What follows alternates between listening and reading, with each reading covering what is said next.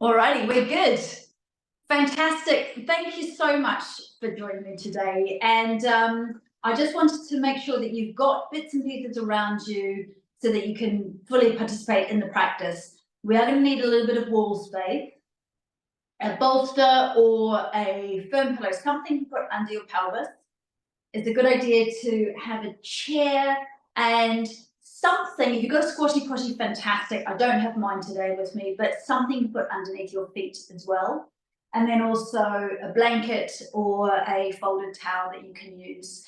You don't necessarily need a mat, just a bit of space. I've got my mat here.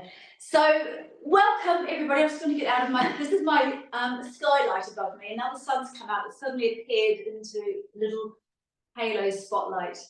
My name is Linda Stephens, and I have been working in the women's health arena now for 17 years. My own journey started after I had my first two babies, very close together, just 14 months apart, and they're both premature. And I used to work in television, and my career was TV, and I was really involved in that sort of rush and thrust of a really exciting career. And then I had these two babies close together, one emergency cesarean at 33 weeks, and then followed by a natural VBAC. And I realized that my life before and my life after having babies were, I always say, it's like oil and water. They didn't relate at all. And I ended up having to give up my career. And when my little ones were 1 and 2, I decided to retrain as a yoga teacher. So yoga had been such a lifeline for me over the previous 10 years. And so I decided to retrain. And because I had little ones, I quickly became very involved with getting further training under my belt when it came to helping other women to train for birth. And knowing all the things that can happen in birth, and specifically around the pelvic floor. And then that led into the recovery afterwards. So really into the pre and postnatal side of yoga in particular, so useful for us women.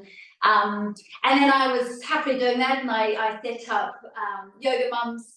And then at 40, I had my third child. And interestingly, I went into labour at 24 weeks, and they managed to save the baby by stitching up my cervix, and I went on to strict bed rest. And it's interesting because nowadays we probably wouldn't do that, but in those days I literally didn't move for 4 months apart from getting up to go to the loo, and I had a quick shower once a week.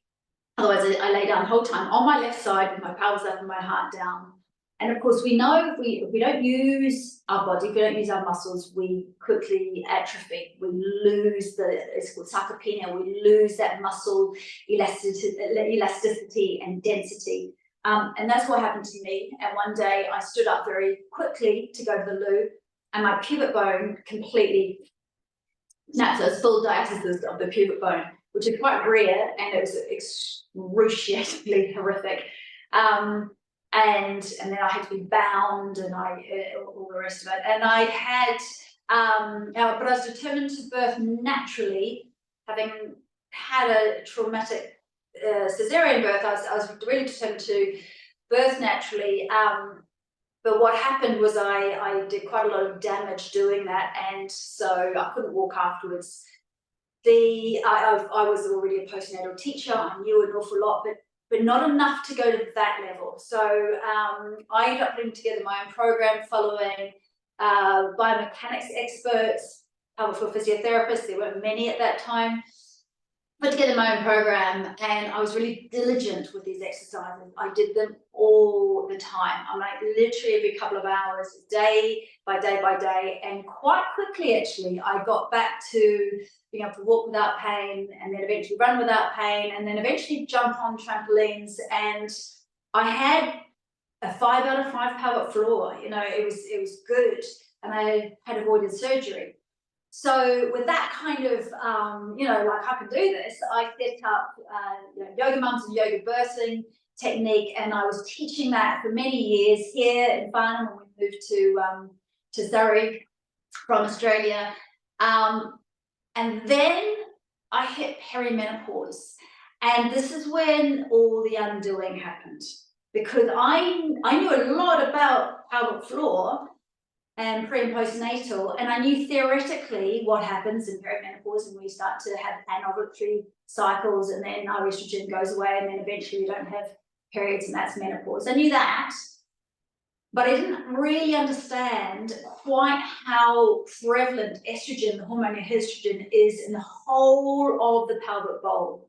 So we're talking not just the pelvic floor muscles, the sort of 16 muscles that create this sling that hold our organs from below and are responsible for the sphincter muscles, the urethra, the anus, and of course into the vagina and the cervix. The pelvic floor down here, but deeper into the pelvic bowl, there is this band of muscles that hold the organs in place. And then within the whole pelvic bowl, the organs are supported by this thick fascia, and it's like a cobweb, and all of that is very elasticized by estrogen. What happens is once we start to hit, first of all, in early perimenopause, we start to lower our levels of progesterone. We have anovulatory cycles. We need to ovulate in order to produce ovarian progesterone. Progesterone is our calming hormone. It's the hormone that keeps the anxiety levels down. So quite often in early perimenopause, women will feel quite anxious all of a sudden. Insomnia might become a problem, etc. And that tension can lead to problems in the pelvic floor. So as I'll talk about soon, tension exacerbates pelvic floor issues.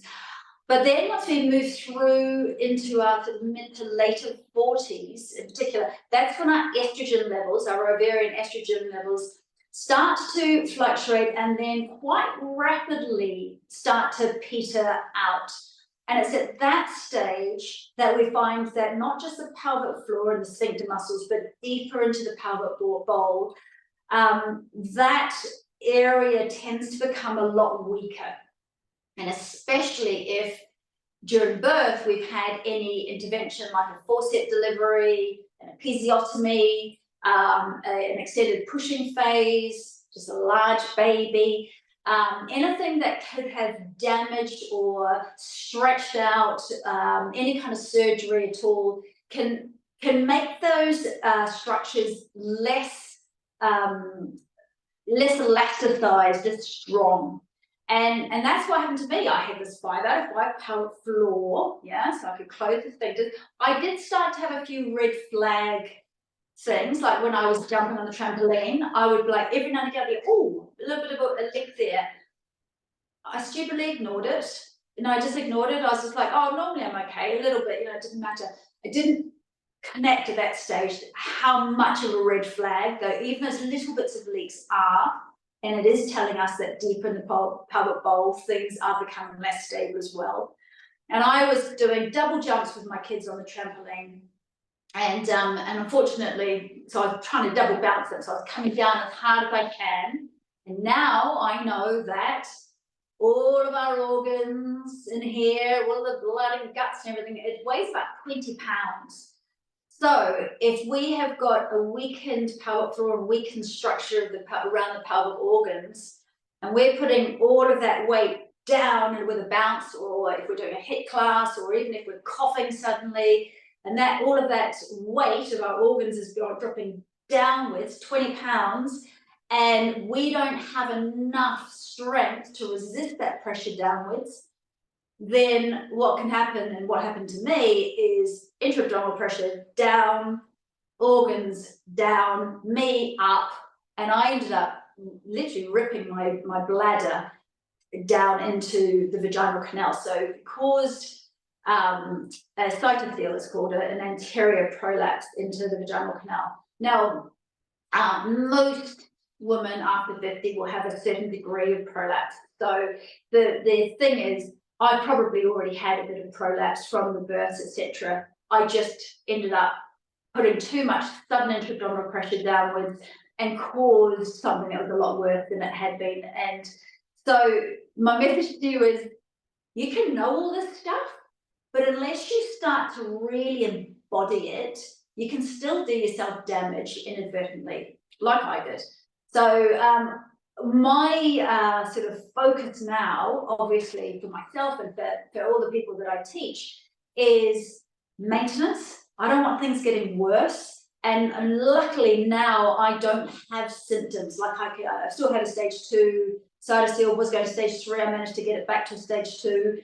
Potentially I could improve it, but the thing is I now maintain it, so I don't have any symptoms. But I did. So, and as I'm now 52, as my estrogen has really dropped off, now it is a key focus of mine to keep muscles and bones strong, keep my core muscles strong, and then also, because I don't have my ovarian progesterone anymore, that calming hormone, and knowing how much anxiety, tension, exacerbates any dysfunction of anything below the rib cage. I mean, constipation, all of our ability to digest and eliminate properly. It affects how our bladder functions, and it affects tension that we might find presented in the pelvic area. So knowing that I need to also really work on making my body, my adrenal glands and my brain produce the progesterone that they can produce as well as possible by doing relaxation practices that activate the vagus nerve, it goes from our brain through back of our throat and into our organs, and takes me into that parasympathetic nervous system, that rest and digest state. That to me is an absolute priority. So what I'm going to teach you today is basically all the stuff that I do to maintain, and I'm so determined to be able to, you know, play with my kids and be really active into old age. And also, the key things, I was talking about this yesterday, to show my children that I prioritize my health, and that includes downtime, rest time. So they regularly see me doing yoga nidras, guided relaxations, breath work, just sitting down in nature, legs up the wall. And I do that on purpose in front of them because my mum never did. All I knew from my mum was busyness, busyness, busyness. And she modeled busy equals worthy. And I absorbed that. And my whole life up until quite recently was all busy, busy, busy, busy, equaling worthy. And now I realize the damage that did to me. And I try really, really hard to, you know, eat well. And I explain to my children constantly what I'm eating affects my hormones. And it's really important as women that we focus on nutrient-dense food and being able to eliminate well. You know, we drink water a lot. I show them me drinking hot water. Everybody in the family drinks hot water first thing and last thing at night. We all drink hot water now because I want them to know how important hydration is. Like I said, they see me and my husband moving, exercise. If you don't move it, we lose it. So that is something I want to model constantly. And then also really important, the opposite, the relaxation, the calming. Because we yin and yang, you know, we can't be one way, we can't be all yang, yang, yang, yang, yang, and not have the yin, the calming side. So 80% of women, 80%, most of us, and obviously all of you guys who are here, have experienced some form of pelvic core dysfunction in their lifetimes. So we're not talking, you know, 1 in 4, we're talking most women. And like I said, it can become a lot more prevalent if you have had any damage in birth, because that does tend to come back once we have lost our supportive estrogen. However, just lifestyle, just sitting too much, just being in a posture where our shoulders are forward and our pelvis is under will exacerbate pelvic tension and will exacerbate things like urgency. And prevalence of prolapse. So, and also just the aging process, you know, it's literally as we age and everything just becomes a little bit softer, we need to be counteracting that with strengthening work. And so I always like to say also here that the pelvic floor, it's just like, you know, if you think about the skin around your eyes, this becomes a little bit wrinkly and saggy, and a good eye cream just helps plump everything up. Well, the pelvic floor area is the same. So once we start to lose our elasticizing estrogen, it can be really, really helpful just to use like a lubricant or not a moisturizer, a lubricant basically. And you want to have something that is very organic, very natural, not sort of sex toy stuffed with smells, etc. Just something very natural.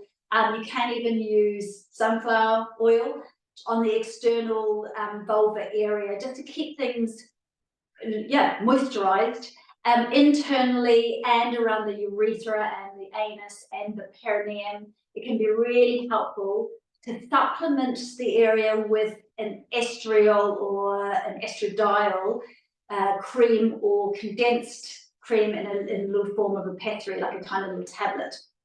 And by supplementing and putting that estrogen back into the area, we can actually re-elasticize the muscle fibers. We can plump up those sphincter muscles.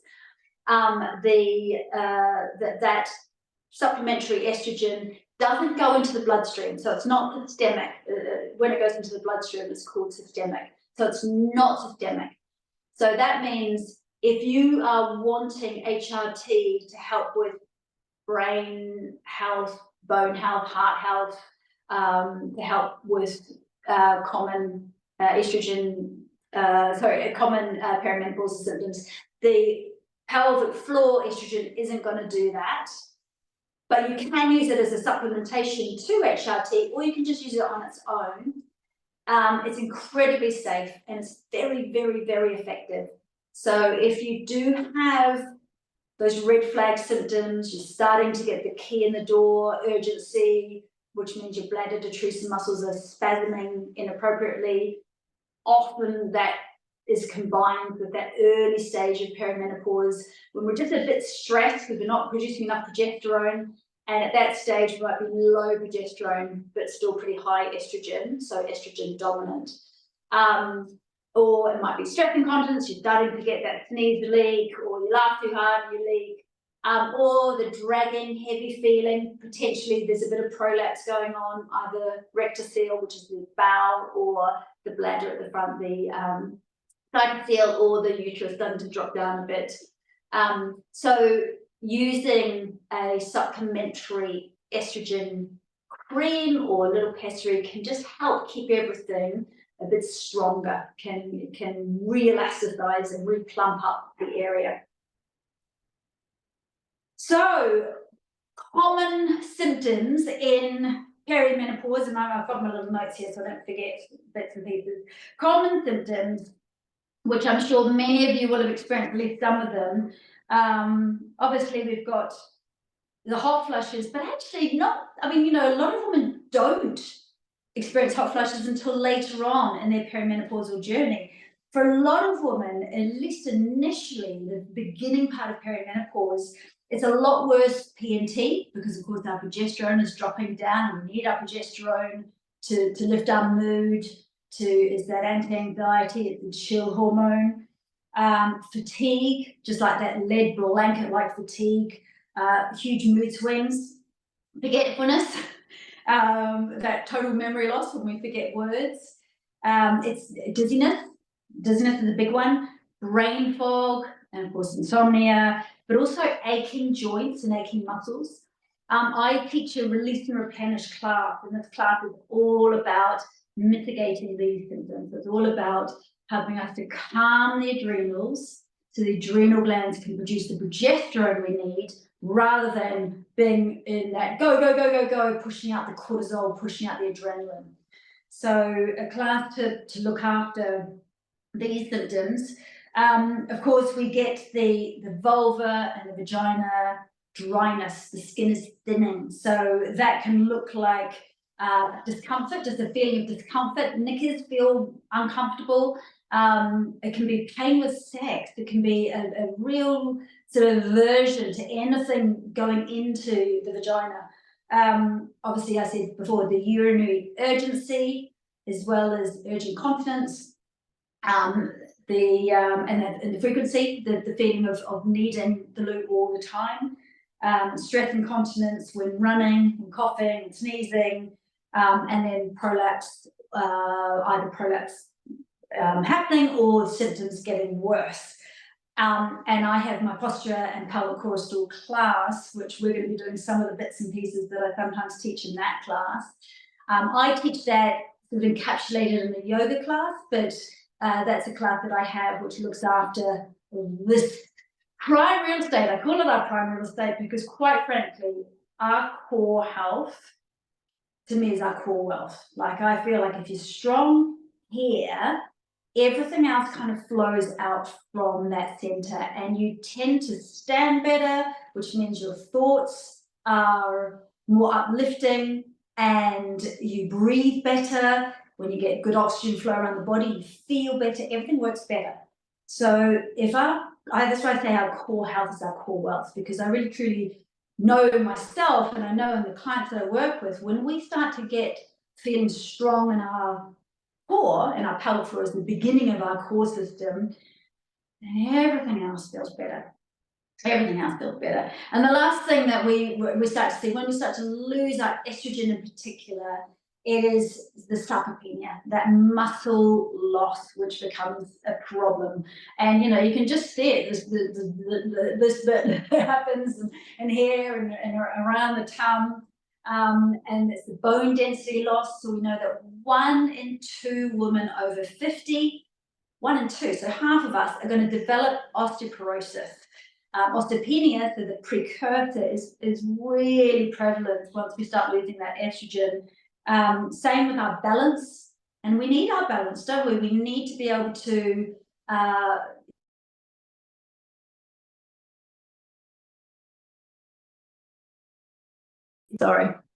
we need to make sure that if we're out walking, we're not going to topple over and potentially break a hip. Balance, super important. And also reaction time. So I teach my class I put together called Half a Hit, which is all about cross-patterning for the brain. We do weight training. We use strong asana, yoga asana, balances, holds and things, and that's all about keeping the muscles and the bones strong and our reaction time nice and quick. But of course, at this stage of our life, for most of us, we are at the peak of our careers or really busy with kids. Quite often we've got parents who are needing our attention, and there's just, life feels very, very busy. So when we don't have our natural estrogen, progesterone and testosterone to keep us focused and keep us being able to juggle all the balls without total overwhelm, when we don't have those ovarian hormones, we can just become completely frazzled and overwhelmed and collapse, essentially. So it's really, really important that we start to be very conscious about how we look after the vessel, and that this stage of our lives is all about, it's like stopping up a leaky colander. It's all about making sure we're in maintenance mode, so that once we go past the actual menopause, the actual year of no periods, and our hormones afterwards are lower but a bit more balanced, once we get to that stage, we can go into this, what they call the second spring, but only that second spring and how good we feel then is totally determined on what we do now in this perimenopausal phase. So this is all about making sure we stay strong, making sure we learn how to use the parasympathetic nervous system, knowing how to drop into that healing state at will, and making sure that we look after the whole pelvic area and sort out posture. If your posture's bad, please sort it out. So that's why yoga is so amazing for us women. It really is. Not all the tools of yoga, not necessarily, because obviously a lot of yoga is actually designed for skinny young 14-year-old boys. So Ashtanga yoga, a lot of the postures in that can torque our sacrum. Once you've had a baby, you do not want to be torquing your sacrum. Can use a lot of pressure through the upper shoulders and things. Once we lose our estrogen, we need to be super careful about our shoulders. Frozen shoulders, such a big problem for many, many women. So taking tools from yoga that suit us, using pelvic floor activation techniques, using breath techniques, which really exaggerate the connection between our diaphragm and our pelvic diaphragm, using asana holds, visualization, breath work, meditation, all of these wonderful tools that yoga gives us are literally exactly the things that we need right now, and exactly the things that are going to really super help us to make sure that that second spring is fantastic. We can run after our grandchildren, we can stay plugged in and really active. Now, the key to everything is the breath. So before we get going, I just need to make sure that you guys all know that the diaphragm, which sits at the bottom of our lungs, which is our breathing mechanism, it pulls downwards and spreads outwards to pull breath into our lungs. That is the top of our whole core system. And the bottom of the core system is our pelvic floor. And it's a diaphragm as well. And the pelvic floor, sits sort of there, and the diaphragm sits here. And they work synergistically together. And then at the front of our core, we've got our deep transverse abdominal muscles. So if you just cut away my tummy, underneath, right against the spine, is my deep corsetory muscle at the front, which is my transverse abdominal muscles.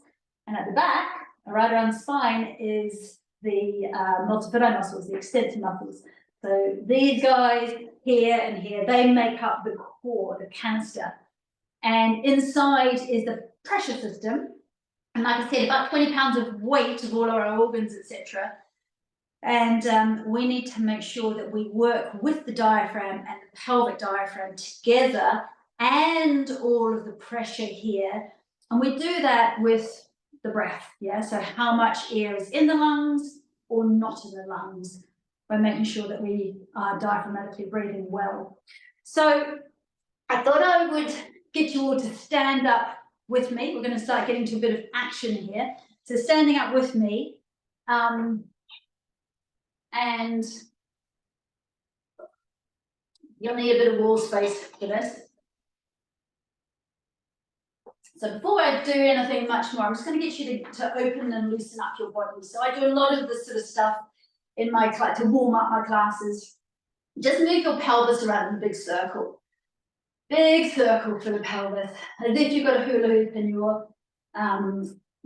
are very slowly moving the hula hoop around. So action like this is great for us ladies. And as you are moving your pelvis around, try and loosen your jaw as well. And just start to pull the breath in through the back of your nostrils. Imagine it's going right past your ears and into the back of your head. So if you imagine that, it just helps to get the breath into the back of your lungs. When we mobilize the pelvis around in a circle, what we're doing is we're loosening these psoas muscles that connect the top part of the body to the bottom part of the body. They go right through the pelvic floor, they go right through the diaphragm, and they insert into your lower back. So when these guys are tight from too much sitting, these hip flexors, we tend to get grotty, sore, pinchy lower back issues. We tend to get tight pelvic floor issues like urgency. So this just kind of opens up the psoas, it releases lower back pain, it releases tension around the sacrum, the back of the pelvis, and we're getting lovely blood flow down through those organs. And just the movement is getting those pelvic floor muscles to thump, to open, close, get some blood flow through them. So I suggest to my ladies that I teach, you know, when you're brushing your teeth, when you're putting the kettle on, circle the pelvis. Try and do this every single day. Make sure your weight is in your heels, so down through the back of your feet. And you're not in the front of your toes, because that just puts pressure on your knees. So weight in the heels, circling one direction, other direction. I tend to make my Students take the arms up or out just so we get good ability to breathe.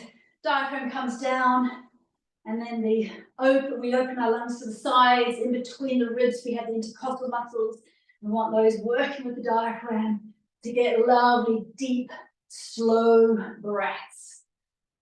That's the way. And then take your weight into one leg, come up onto your toes, and just bring your knee inwards. Yeah, so that's just making the adductors, the inner thigh muscles work. And we bring the knee in and then out, in, out.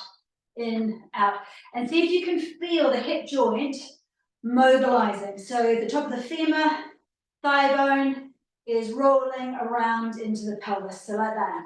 Yeah, and then take your hands, I'm just drop my little piece of paper. Take your hands across in the opposite direction. So this is the twist. Just like Elvis Presley used to do, the twist. It's great for toning around the waist. All of the nerves of the body connect into our spine. So when we are doing the twists like this, we're activating the whole nervous system. And I'm mobilizing the whole of this hip area and mobilizing into the pelvic floor muscles. So this is a really good one to keep those hip joints nice and mobile. And we're getting all the extra bonuses of the waist toning, pelvic floor releasing as well. So one side and then the other, you might need to stop and just in and out with your knee first to get that rhythm. And then arms opposite. And like that. So I encourage people to do what I call a tea break twist and twirl. So you've got 2 minutes when your kettle is boiling. You do a little bit of this. And then you do a little bit of your twirling of your pelvis around in a circle as well. So just getting everything warmed up. That's the way. And then take the arms up and behind you. We just want to make sure that the shoulders aren't stuck. So backward swimming. This mobilizes. Oh, shoulder girdle. Helps us to get this area open as well so that we can start to breathe properly. Oh, that's it. That's the way. Now, give your body a shake. I want you just to feel into your body what it's like when we are sitting, standing as if we've just been sitting for a long time. So we tend to, this is what we tend to do, start to become tight. So toes tend to go out slightly. We tend to be tight in our hamstrings and our calves, so the pelvis tends to be slightly tucked under. And we tend to exacerbate this as women because we want to make ourselves look skinny, so we pull our tummy in and we pull our bum under. So we exacerbate something that's going to make our pelvic floor not work. So just do this now so you can feel what it's like in your body. Put your toes out, stuck your tummy in, and then tuck your tail right under. And because we've been sitting at our desk or we've been looking at our phone, our shoulders tend to be rolled forward into the front of the sockets. And these chest muscles, pectoral muscles, they're called, these are tight. And our upper back muscles are weak. And because our pelvises are forward and our head always sits, it'll always sit on top of the pelvis. And this is like 10 pounds of weight. It's like a Christmas turkey, the weight of our head. So our head tends to poke forward. And just feel what it's like in your body doing that. Tell me if it feels nice. If it feels horrible, do that. It feels disgusting, it doesn't feel awful. So can you breathe like this? Just try and breathe. And notice how you can't. You have to do shallow breathing or lift your shoulders in order to get enough breath in. And of course, that's the tension of the weight of your head on your neck and your upper back, and the tension around your shoulders and here is very quickly amplified. And you can feel the tension around here. Now, what we tend to do as well is lift the ribcage. When someone says, put your shoulders back, you're hunching. We'll lift our chest and we'll pull our shoulders back. We'll do that. Of course, this is exaggerated, but we tend to lift our head and like that. And this just destabilizes all of our core muscles and it will cause immense tension in the mid-back, right around the bra strap. This is what I used to do. I used to think I was standing well, and I'd be standing like this, essentially. And a lot of us who did ballet when we were little, well, we stand like a soldier.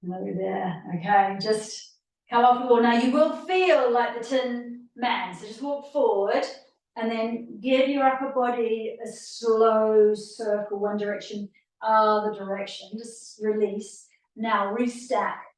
Restack your head on top of your neck. I like to tell my students to imagine you've got a really heavy crown on your head. Yeah, so you've got to push your head up into the crown, like the Queen does. And then, like the Queen, imagine you have a very heavy ermine cloak over your shoulders to keep your shoulders kind of down rather than the shoulder drift up. And just stand here for a moment. So if we're standing in alignment, most of our weight, I'd say 70% of our weight is in our heels, not in our toes.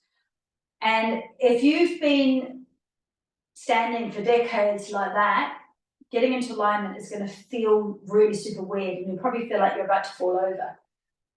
If we were to lock our knees and we're in good alignment, we would fall over. We'd fall over backwards, yeah? So that's a little test. And similarly, if you're in good alignment and your pelvis is in neutral, so not tucky-tucky, not flary in over lower doses, but just neutral, you'll have a little dint where those psoas muscles are at the front here. When we're sucked and tucked, that's all hard and flat. There's a little dint behind us behind. I like to imagine it's a kangaroo tail attached to my sacrum, dropping down and back, yeah? So your behind needs to be behind you. Now, whilst you're in this good alignment, I'm going to get you to feel into diaphragmatic breathing. So this is where it's useful to have a yoga strap, or you could use a Pilates band, you could use your blanket if you've got nothing else, a strap from a dressing gown is quite good. Notice I've got the perimenopausal word loss going on. So at least I know you guys will understand. Okay, so what we want to do is feel where the base of the rib cage is. So see if you can just have a feel around. We're looking for the bottom of our ribs, the very floating ribs at the base here. We want to put the strap right snug around the bottom of the rib. So not up where your boobs are, down here. Okay, back into your good alignment. Weights mainly in the heels, stack your head. Now we're stacked, our diaphragm and our pelvic diaphragm that work together, we want to make sure that we've got that lovely synergistic flow. Now, if you have spent the last however many decades sucking and tucking and lifting and thrusting, you might not feel anything. And just know that it does take a while for those neural pathways to re-establish, but it absolutely can be done. Now, when we breathe, we want to try and access these lower lobes down here at the bottom and the back of our lungs. This is where we have most of our lung capacity. Very little up here, most of it's down here. So I'm going to get you to draw the chin back. Nice soft jaw. Breathe in through the back of the nostrils. Like I said, past your ears to the back of your head. See if you can send the breath down like you're filling up a vase. I like to imagine it's like a big vase of water. And as you breathe, the water or the breath goes down and then out to the sides here and then up. So it's called the 3-part breath. 1 down, 2 out, 3 up. It's easiest just to focus on the out, just to focus on the rib cage out, which is actually the diaphragm. Yes, it drops, but it's not like down here. It's like an umbrella opening and then an umbrella closing. And see if you can feel your belt being pushed as you breathe in. And then as you breathe out, if you get your hand, it's great if you can get a little bit of space here. And you breathe in, fingers squashed, breathe out, the space. Fingers squashed, lots of space. So this is what we want to practice. Now, the average person, when we're busy, we're breathing about 14, 15, maybe 16 breaths a minute. And when we're stressed, maybe even faster. Monkeys breathe very, very fast. When we go into the parasympathetic nervous system, so that rest and digest state, our ability to actually digest our food properly, not get constipation, not have bowel problems, we need to be slowing our breathing rate down to around about 5 to 6 breaths a minute. So I'm going to show you a few ways to help that happen. This is what I teach in my Release and Replenish class. It's all about that slowing down and our ability to actually control the nervous system. So try now to slow that breath in. It helps if you draw the chin in, because the constriction on the back of the throat here through the goiter, that constriction there means the diaphragm has to work harder to pull the breath into you. And so you stretch the breath. You slow it, you deepen it, you stretch it, and slow the exhalation down. So we're looking ideally to be able to count 5, 6 beats in, about 8 beats out. That's what we're aiming for. That slow, stretched breath. Just making sure I don't forget anything I wanted to say to you here. Yeah, so maybe give it a little bit of a count. 5, maybe 6 beats in. That's what we're aiming for. It might not happen yet. If you've not been breathing diaphragmatically for a while and your chest breathing normally, this is going to feel challenging. And then aiming for about 8, maybe up to 10 beats out. Slowing the exhalation in particular is what is going to help you get into that parasympathetic nervous system. So our adrenal glands, which do produce progesterone and estrogen and our sex hormones, and are the main organs that will produce these hormones once our ovaries shut up shop, they will be pumping out cortisol and adrenaline, our stress hormones, unless we give them the opportunity to calm. And we do that through our breathing, visualization, meditation, yoga work, being in nature. And once we slow our breathing down, which happens when we are calm, that's when our adrenals can go switch into producing progesterone, which helps with our digestion, producing estrogen, which helps with not having incontinence and stress incontinence. Yeah, so the reason I'm spending a bit of time on this is because we always think that we've got to be doing, more activation, but actually this is what most people don't do. The more time we can spend in the parasympathetic nervous system, the more our adrenals will work properly, the less weight we'll put on. In fact, this is how you lose weight. You spend time in the parasympathetic nervous system. When we are stressed all the time and we're breathing in a shallow way and we're rushing from one thing to the other, we're in that how busy equals worthy syndrome, I call it. Our poor adrenals, they're like, oh my God, cortisol, more adrenaline. And then we have insulin spikes. And of course, you have insulin spikes. That's when you start to put on the tummy tire. And that's when we start to muck up our ability to eliminate properly. And we can quite quickly become estrogen dominant. There's a whole raft of issues that are associated with estrogen dominance. So we really want to be able to learn this ability to slow down and do it when you're in good alignment. Seated or standing, moving, alignment is key.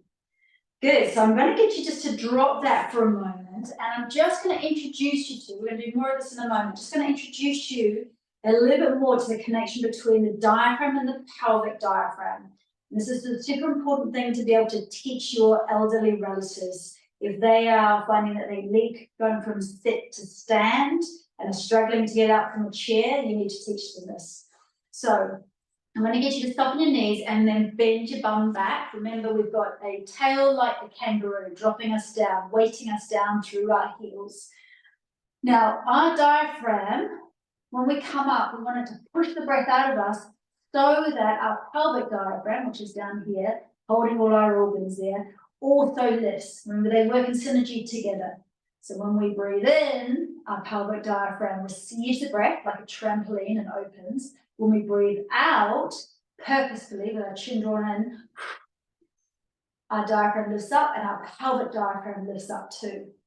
So I'm going to get you to draw your chin in, constrict the back of your throat by pursing your lips and blowing out as if you're blowing out through a candle or blowing a candle out. And just come up, just a little jump down to start off with. Come up whilst you're blowing your breath out, and then drop down again and breathe in. So as we breathe out, we come up, and as we breathe in, we relax the pelvic floor, we receive that breath, and we just put our bum behind us. Make sure your weight's in your heels. Breathing out, and breathing in. Breathing out, and breathing in, that's it. And then just do one more. Okay, so breathing out. Now pause here and just let your pelvic floor go. So breathe in. I like to say it's like you're unzipping your jeans, you just kind of relax.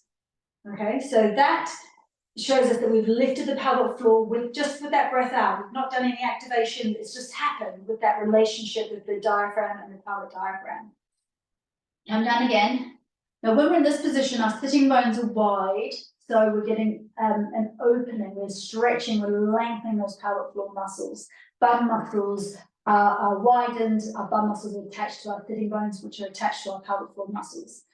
When we come up, the sitting bones come together, our pelvic floor muscles activate, and therefore our pelvic floor muscle activates even more. So we get activation as well as lift. So I'm going to get you to breathe out. Push through the heels, so push the ground away with your heels. And feel a little bit of squeeze of bum in towards your sitting bones as you come up. And then release your pelvic floor. So you can just feel that softening of the pelvic floor. Good, so if we were to be going from sit to stand, I'm going to get my chair here. Maybe if you've got a chair close by, grab your chair. If we're going from sit to stand, we want to make sure that weight's in the heels, we lean slightly forward, and we do a little blowout, can be inconspicuous, no one needs to know what we're doing. Little blowout, little constriction, so it could just be chin in. So as you breathe out, we get that little bit of constriction, makes our diaphragm work harder. And then we want our bum muscles to activate. The easiest way is to feel like you're stopping yourself passing wind. So as you come up, lean slightly forward, stop yourself passing wind, and then breathe out as you come up. So the diaphragm's lifting with the pelvic diaphragm. So the pelvic diaphragm, the diaphragm lifting, and then just relax your pelvic floor before you go about your business. If you're lifting weights, got my weights here. If you're doing weightlifting, we want to make sure, bum behind us, as we come up, we are breathing out, pushing the ground away with the heels, a little bit of activation, stopping yourself passing wind, to come up, and then relax the pelvic floor. So I'm doing a lot of these, I'm just doing breaths out. But at the end, I consciously relax the pelvic floor. So that little action is called the knack. We're going to practice that in a different way in a moment. It's called the knack, and you can use the knack in all sorts of different situations. But just knowing it's because it's a relationship between the diaphragm and the pelvic diaphragm is really, really important. And that we want to focus our breathing down here so the diaphragm can do her job. Right, so next I'm going to get you to sit down on the edge of your chair. Let me just see that I've managed to say the bits that I wanted to say to you. Because it's a lot, which is why I want you to look at this again. All right, so one thing I didn't say, and I want this to get, is when you draw your chin in, and we create that constriction on the back of the throat, the vagus nerve, hopefully you guys have heard of the vagus nerve, it goes from our brain, goes through our neck, it innervates all of the organs of the body. Our vagus nerve is like the super highway to our parasympathetic rest and digest system.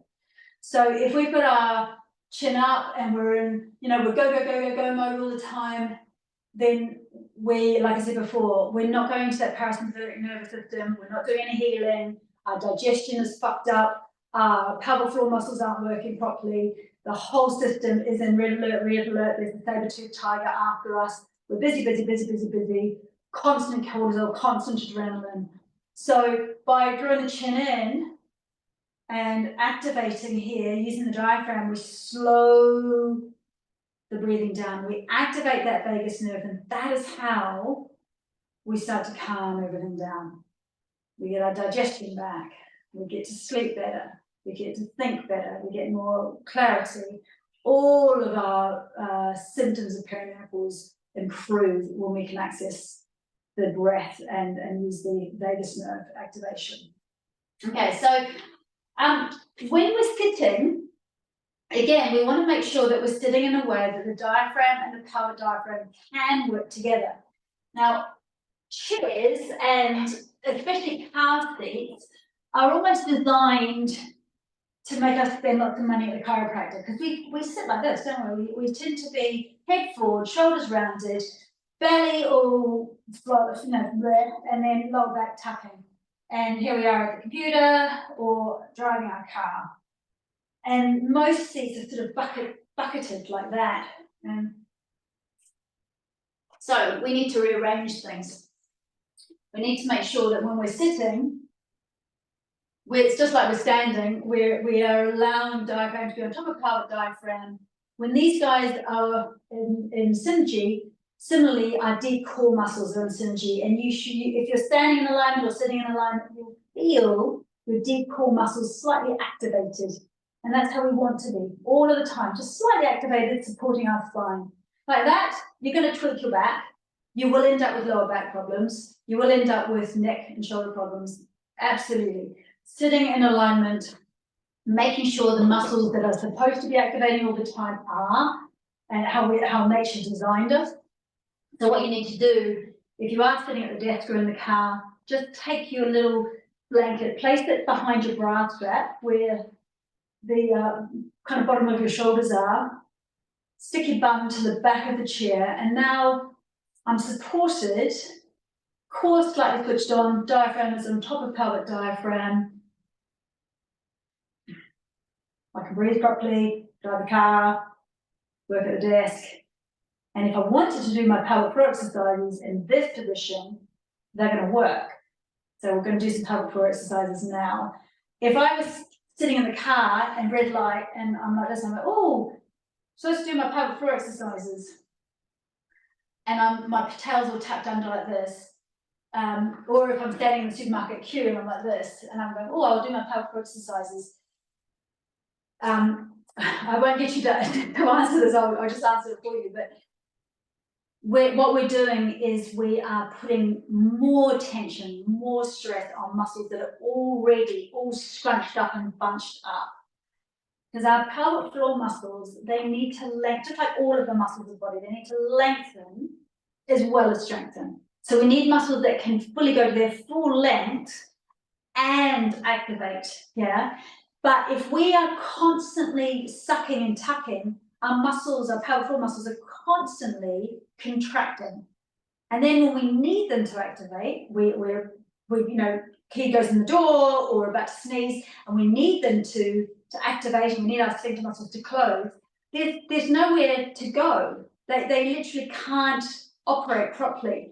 So we need to go back to full lengthening of pelvic floor muscles in order to be able to, over time, strengthen them well.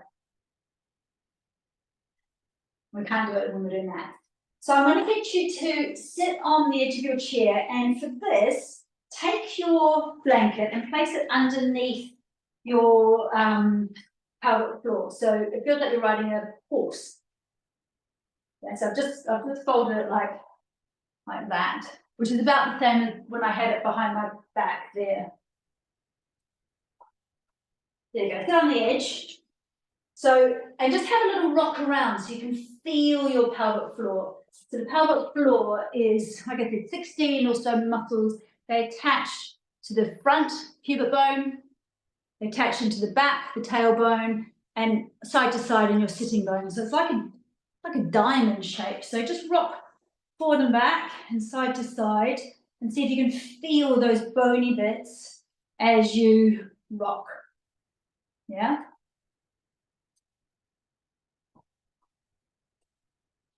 Now I'm going to get you to use your hand. I'll use this one so you can see properly. Use your hand. Slide it down your lower back, lumbar here. Lumbar supports the bowel, by the way. So if you're all sucking and tucking, you've got no lumbar curve, guess what? Your bowel isn't supported properly. It's going to be going downwards. You're much more likely to suffer from erectile. Yeah. So all of our organs are supported by lumbar.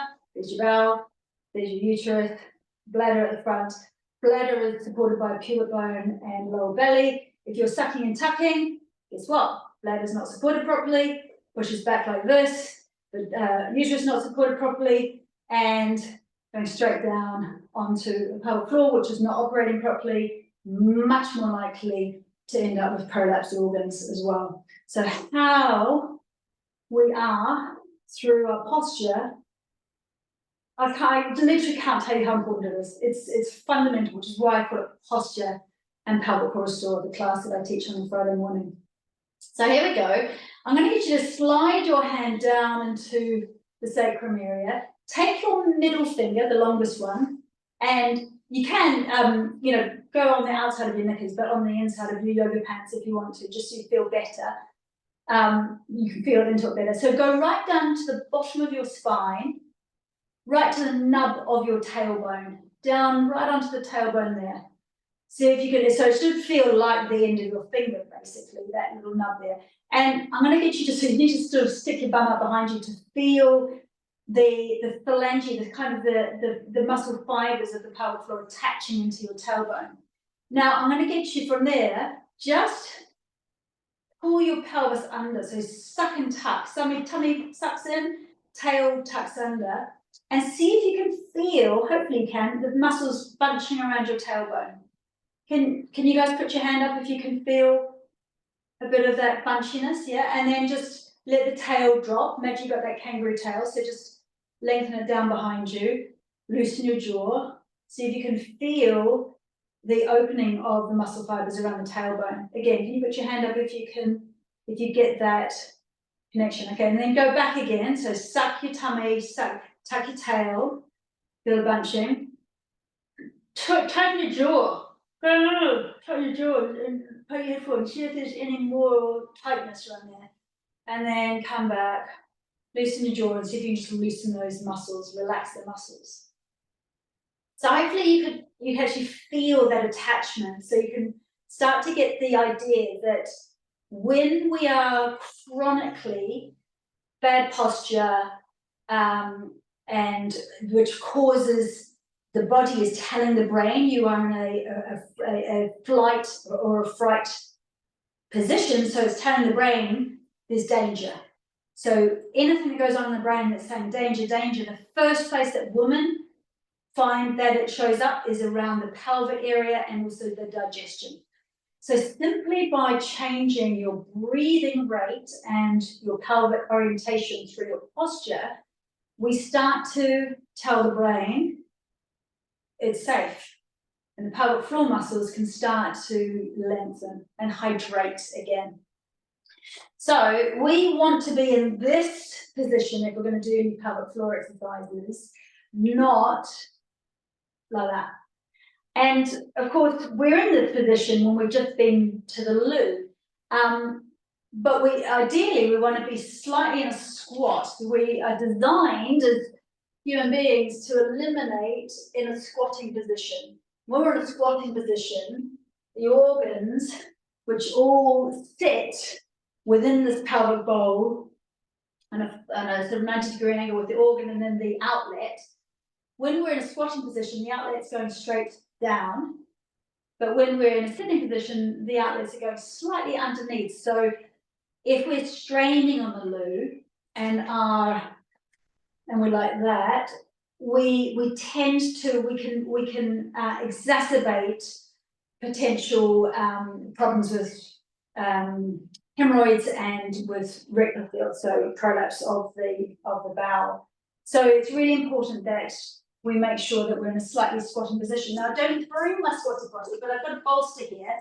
If you guys have got your bolster or some pillows or something in your living room that you can just put underneath your feet to put you in this more squatting position, then grab something just so you can feel how, keep your blanket here as well, how we're more open through the pelvic floor now with the knees up. So really, really helpful to have a squatty potty or to use a stool or something in the bathroom, just to lift your feet up so that your pelvic floor muscles can open properly. And when we want to eliminate, when we want to soften and we want to go into that parasympathetic calm, I can do a poo, I can wee without pressure, I can, I can empty my bowel properly. You want to loosen the jaw, and it can be helpful to go just to make a bit of noise, like low vibrational noise. So low vibrational noise activates the vagus nerve like really quickly and just helps the brain tell the body, and we've got that feedback loop that we're safe to eliminate well. So for elimination. And then if we want to activate, this is a good position to get into the front of the pelvic floor. We have most of our muscle fibers in the pelvic floor at the back, so it's a lot easier to get that feeling of stopping yourself passing wind. Not as easy, especially if you had an extended pushing phase during birth or if you had any nerve damage. It's harder to get that activation at the front and through the urethra at the front. So if you're in this kind of position, slightly leaning forward, if you're now pushing down to your pubic bone, you feel that area a little bit more. So what we want to do to get good activation is, for us, why don't we start by using that brain diaphragm, pelvic diaphragm connection, doing a little pursed lips, blowing out a candle to keep the diaphragm high whilst we're activating. And the urethra, it's like a hose. So we want to imagine that we're sort of pinching the hose, imagine this sort of pliable hose, pinching the hose and then lifting it upwards. So I sometimes say it's like testicles to spectacles. You're drawing in and upwards and then you're releasing down. So I'm just going to bring my hand a bit closer so you can, so it's like you're pinching the hose and then you're letting the hose go. Urethra is just down here, and we're leaning forward, so imagine we're pinching, lifting, releasing down, pinching, lifting, releasing down. So the feeling is like you're stopping yourself weeing mid-flow. Not a good idea to do that, by the way. And once is fine, just to see how strong your sphincter muscles are. But yeah, you don't want to do that too often. So squeeze and lift after you've been to the loo, and then release. Squeeze and lift, and then release, squeeze and lift, and then release, squeeze and lift, and then release. And then once we've done some of those exercises, we want to make sure that we release properly, we calm properly. And I like to imagine that there is this swirling calmness around the lower belly that's swirling around the bladder. And the bladder has these, it's called detrusor muscles, and they're very estrogen rich. And unfortunately, when we're stressed and when our progesterone is low because we are in early perimenopause and we're stressed, that stress and tension tends to make the bladder agitated. But then also when we lose our estrogen, because the detrusor muscles are very estrogen rich, the detrusor muscles become a little bit more agitated as well. And when our detrusor muscles are spasming, it's telling our brain, oh, bladder's full. Need to open the urethra and let some urine out. And so that's when we get that key in the door urgency, when the bladder's going, whoa, and then urethra's wanting to open. So what we need to do is preempt. So imagine you're sitting in your car And there's the front door, and you don't need the loo yet, but you know as soon as you get to the front door, you're going to have something need to go. So I'm going to preempt it. You can practice this on the toilet. You've been to the loo, finished. So first of all, we relax the bladder. We soften. We use our breath to soften. Everything's relaxed. We imagine the bladder's relaxed. We even say the word relax, relax. And then we close the sphincter muscles. So we do activation through the sphincter muscle of the urethra. So we close the hose. It's called a fast twitch. Close the hose, lift it, relax it. Close, lift, relax. Close, lift, relax. About 6 of these. 5 or 6. Relax. Close, lift, relax. Okay, so that's cool. I call it closing the hose. We close the hose. We've relaxed the bladder. Now we're going to calmly go to the front door, and hopefully we can go and slowly go to the toilet if we need to, but it's not a big rush. So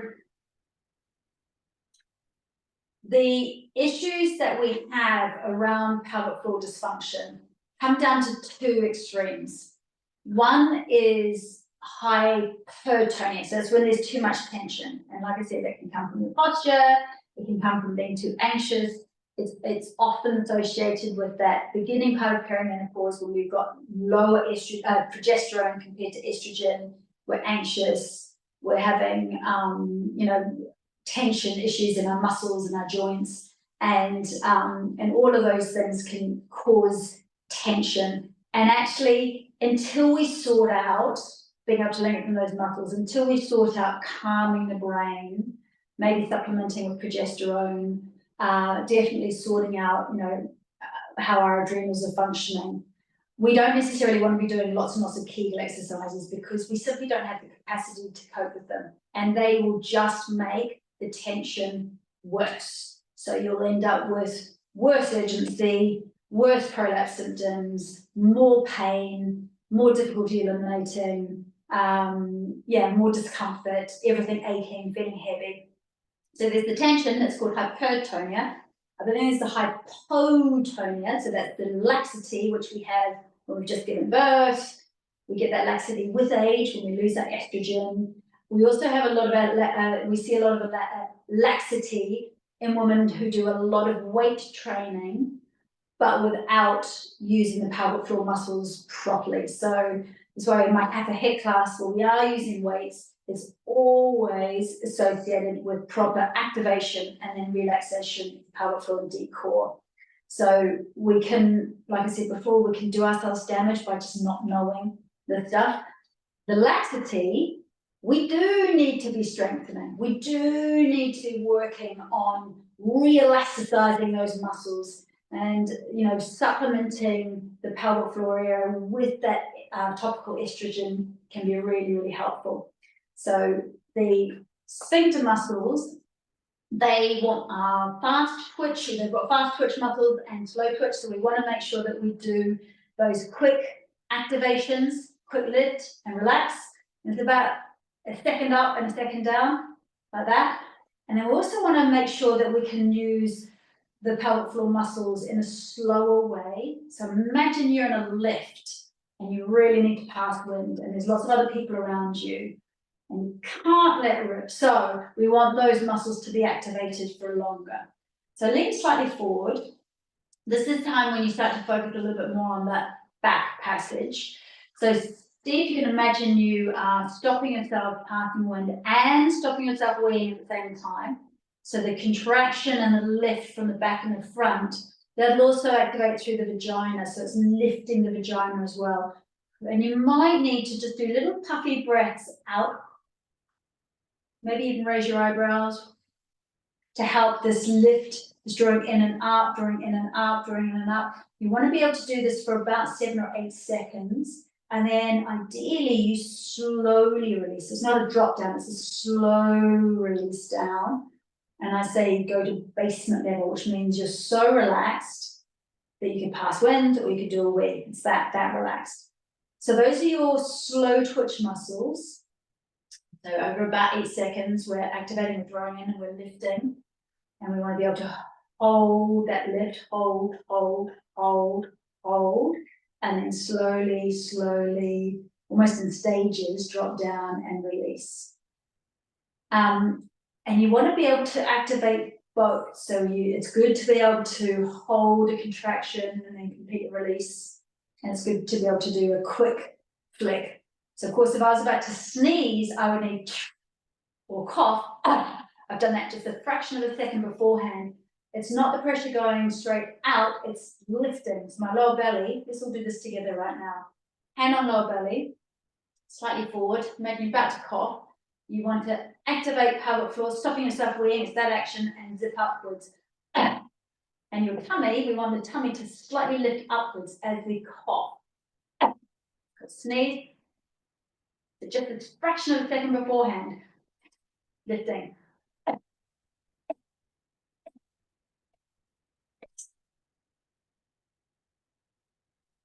So that's what we're aiming for. That's where we want to go, to make sure that we can do that.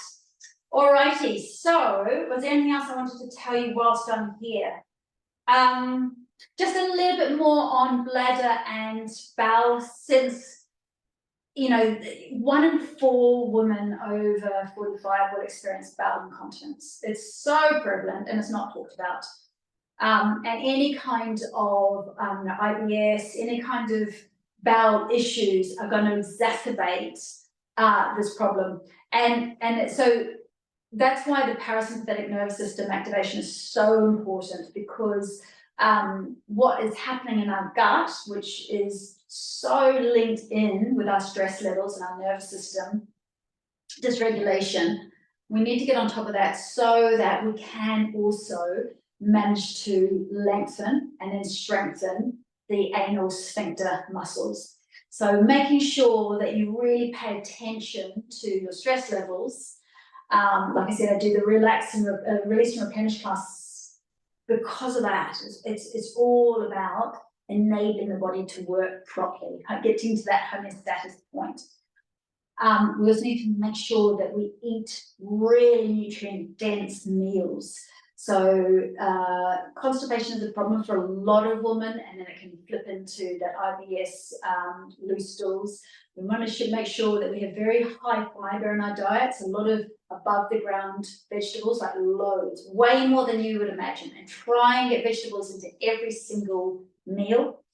Protein, we want about 25 to 30 grams of protein per meal. Really important to up your protein, because that's how our muscles are built on those protein molecules. So we need good protein.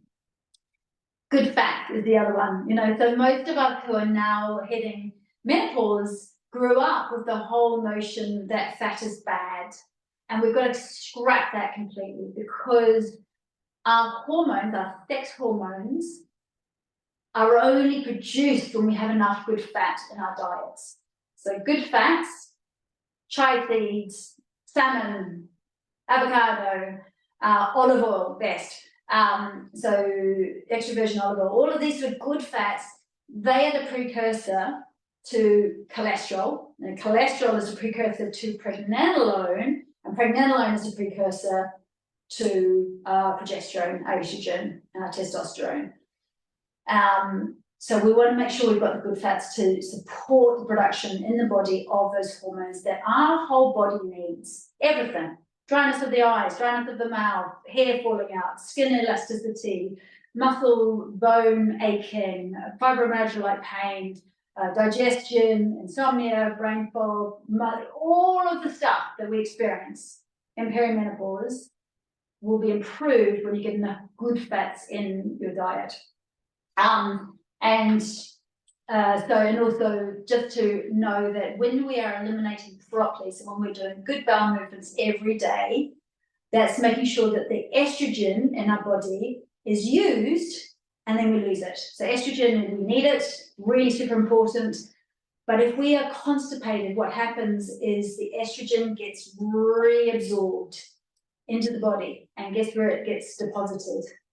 Around here. And that's when you start seeing a much thicker waist, the muffin top, and that estrenone, that type of estrogen, estrenone, that turns into the visceral fat, and that's the dangerous fat around the organs. So really getting on top of constipation, because we want to be able to use the estrogen, and then we need it to be eliminated from our body straight away. Otherwise, it will end up being reabsorbed.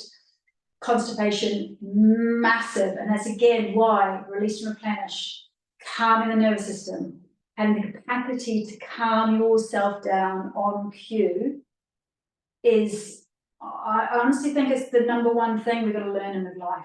I really do. It's been a total life changer for me and for many of the students that I work with.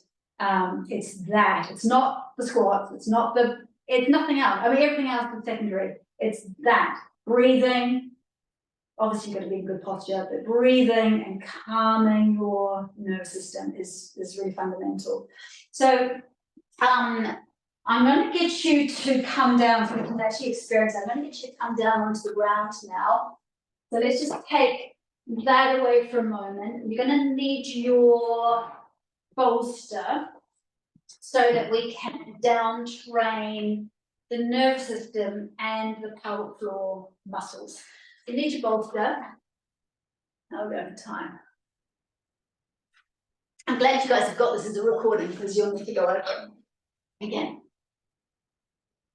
Okay, so I'm going to get you to lie with that and put the bolster underneath your bum, underneath your pelvis like that. If you've got your chair there, you can always put your feet up on the chair as well. That's quite nice. Now, I'm just caveating this. Glaucoma, blood pressure issues, anything where your eyes do not like having pressure put down through them, you're not going to be able to do this one. We'll just have you flat on the ground, yeah? So just be a little bit mindful about your own health conditions. If your body is happy doing this slight inversion, then happy days, because this is super, super, super duper effective. It's nice to rest like this too. So anatomically, what's happening here is my pelvic organs and the weight of those pelvic organs and the 20 pounds of weight of all my guts and things, all of that weight is now off my pelvic floor muscles. So they can get a rest. And in this position, they can elongate. And my diaphragm, which is in charge of my breathing and therefore in charge of my nervous system, my diaphragm, because I'm on a slope here, it's a lot easier for the diaphragm with gravity to just press the breath out of my lungs. So it's a lot easier to completely exhale and to elongate that exhalation. My chin's slightly tucked in, so I've got that bit of constriction on the back of the throat. The vagus nerve is being activated.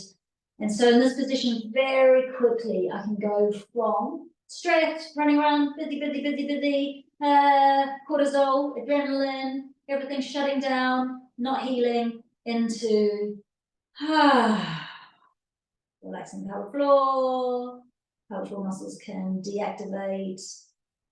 Diaphragm can operate well. Going into that instant calm.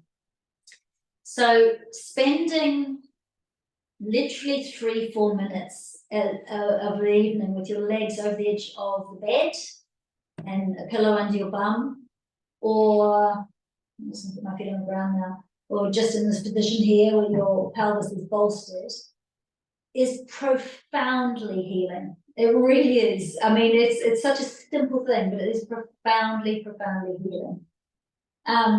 Also, another bonus of doing this is the psoas muscle, which I alluded to at the beginning of the practice, attaches on into the inner thighs.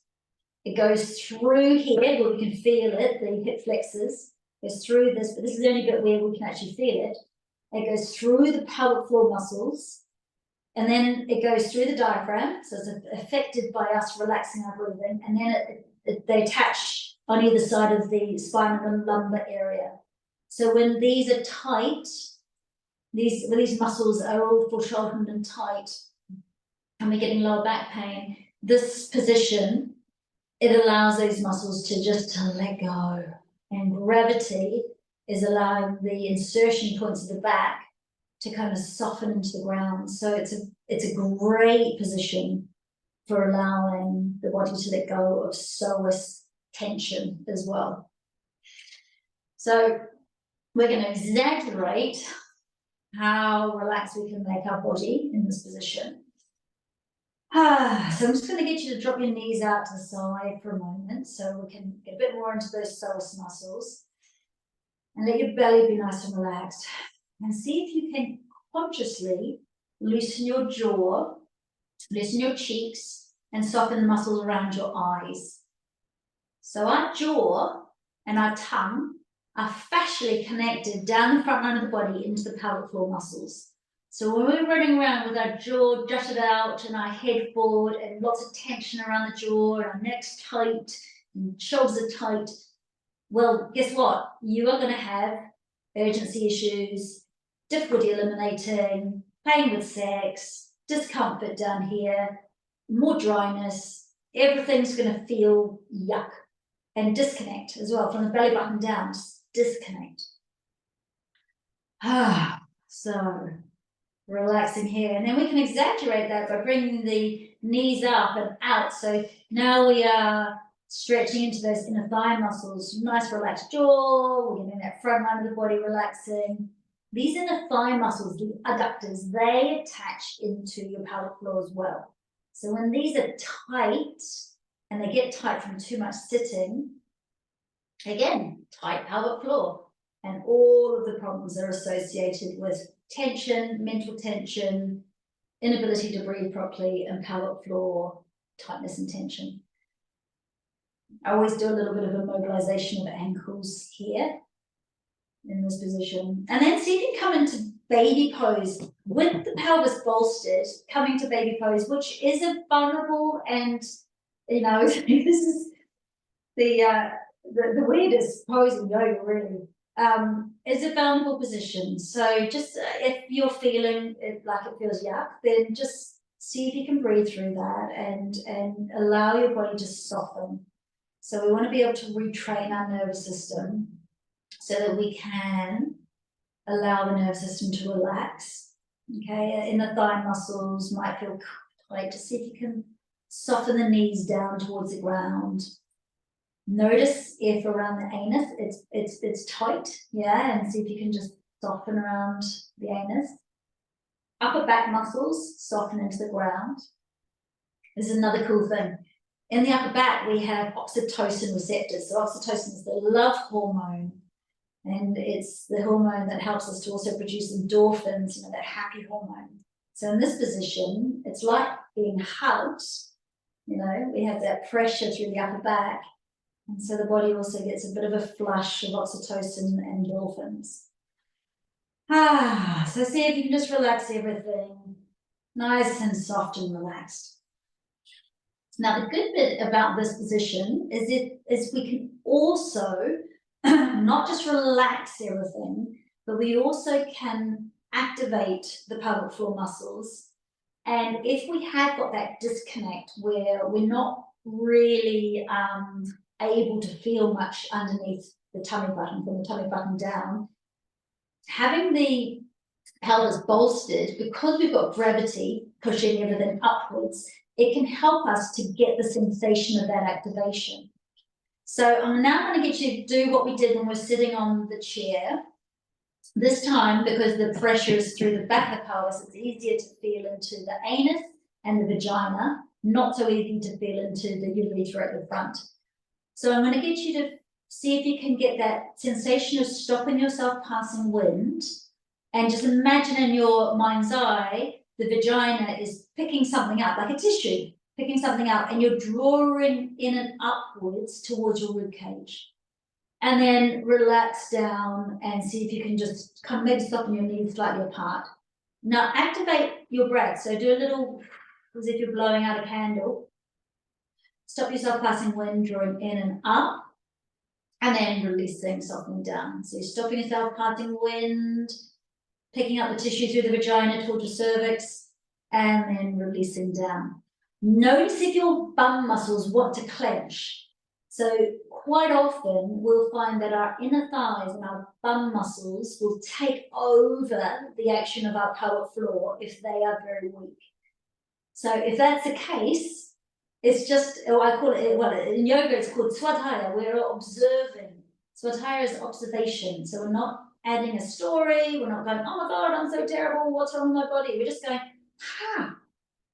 wow, interesting. Bum wants to activate, inner thighs want to activate, pelvic floor doesn't seem to want to do anything. I've got work to do. So it's just that information gathering, swadhyaya. So it's that stopping yourself passing wind, drawing, zipping in and up through the vagina towards the cervix, towards the tummy button. You might feel a little bit of activation through here, and then releasing down. Good, blowing out gently.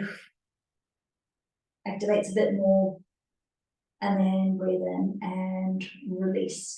So this is a good position if you have rectocele, so prolapse of the bowel, to do your pelvic floor activations in this position.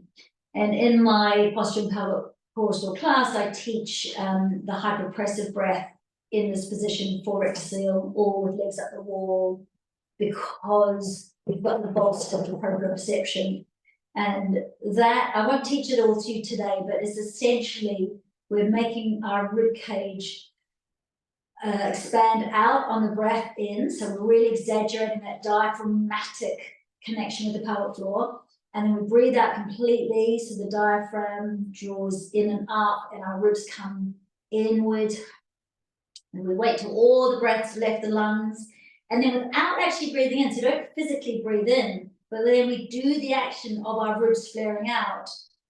And when we do that, the diaphragm sucks up even more, and we get a vacuuming of our pelvic organs and the muscles around the organs upwards, so it can tone deep into the pelvic bowl. Super effective for prolapse. And then we have to breathe again, so we just need to let our belly go. So I'm going to show you that in another position, but just knowing that you can use it in this position, and it's very effective for maintenance of especially rectocele. All right, so coming off there, if you've been on a bolster, just give your back a little massage up and down, take knees into chest, and roll the knees around so that we get a release there. Now, in my posture and pelvic core restore class, I do a lot of gluteal muscle activation. So as we saw before, the bum muscles, the gluteal muscles, they attach into the sitting bones attach into the pelvic floor. So if your bum muscles are all sort of atrophied and your lumbar spine isn't there, it's just kind of flat in your lumbar spine and your bum, you've got that sort of mum bum where the jeans just fall down, you've got work to do. So again, we're not going into story, we're just like, work to do. We need our bum muscles. In fact, there is a research that shows that strength of your bum and your thighs directly affects how long you will live. And of course, we know that's to do with sarcopenia, but also that bone density loss. So we need these guys to be nice and strong. So I do a lot of work, like bridging, squats, lunges, so on and so forth, to make sure these guys stay nice and strong. And we can exaggerate the movement and the activation of the pelvic floor muscles, make that activation way more effective. We're talking 30% more effective than isolated pelvic floor activation, by incorporating the activation within other exercises, like bridge, like this. So we have our toes forward, heels are underneath the knees, we push the floor away, we come up, we breathe out, that puppy breath out, blowing out the candle, we come up, feel the bum activated, pelvic floor muscles and deeper into the pelvic bowl are all activated as the diaphragm is pushing the breath out of us, and come back down. So we go active, up, heels down, and then down. And hopefully, even just doing a few of these, you can feel those bum muscles needing to work. And we can go on to put our feet together. And if my right glute is less active, I take the left knee up, and I've got to keep the hip bones nice and even to make sure this one activates more. I'll do that on the other side. So we can make all of this kind of movement way harder. We can make it harder in steps, but the initial movement, slowly come down. The initial movement, and the one that we should all try and do pretty regularly, is just up and down with the puppy breath out. Up and down, like that. Good. So the exercise, to show you here, the exercise that I did a lot of, and which is one of the key things that helped me knit everything together when I had the pubic symphysis situation, is this one. So feet were wide on the mat, knees on top of the heels, not feet right and close, not out here, but heels under knees, feet wide, pushing the floor away as I breathe out, coming up, bum active, and then knees and thighs squeezing together, because now I'm activating inner thighs into pelvic floor and bum, all the stabilizing muscles around the pelvic floor muscles, deep into the deep core, and then releasing and then rolling down, softening. So lengthen the muscles, tighten the muscles, lengthen the muscles, back on the ground, pushing the floor away, breathing out, tightening, releasing, breathing out, tightening. And then I started to do pulses, pulse, pulse, pulse, and then releasing. So I just wanted to show you that one. If you are finding that laxity, just muscles are not working, that one is super effective and quite quickly. You always need to give yourself a nice massage before you come out of doing those exercises, stretching out, and maybe we've not done many, so we won't spend much time here in figure 4, but figure 4 stretch, fab for opening up those glutes. And give yourself a twist, daily twists. So I'm just dropping my knees onto my bolster here. If you don't get your knees right to the floor, put a pillow underneath them. But when you're in a twist, not only are all the nerves attaching into your spine, they are getting sort of like a reboot, but we're massaging into all of the digestive organs and our intestines here. Fantastic to help us be able to eliminate properly. And I always like to do a couple of sumps. So a little bit of pelvic floor activation, like stopping yourself passing wind, drawing in through the tummy and then release it. Do a couple of those, sump the blood through the intestines, and then just relax. Drop one knee and then the other knee to the other side. So you always split your knees when you move. And twisting in the other direction. Again, just that sumping. Drawing in, pelvic floor, lower belly.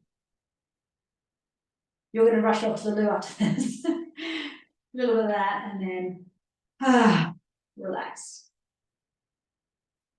Bad. Okay. On to tummy. On to tummy for a moment. So, because the urethra at the front of the pelvic floor and the sphincter around the urethra, that's the area that tends to go first. And postnatally, probably many of you will remember that, you didn't have that control over the sphincter anymore. It comes back normally, sometimes it doesn't. And this is the fast twitch muscles at the front are sometimes the first ones that kind of go. So this exercise can be a good one, especially if you find it harder to access those muscles when we're just sitting.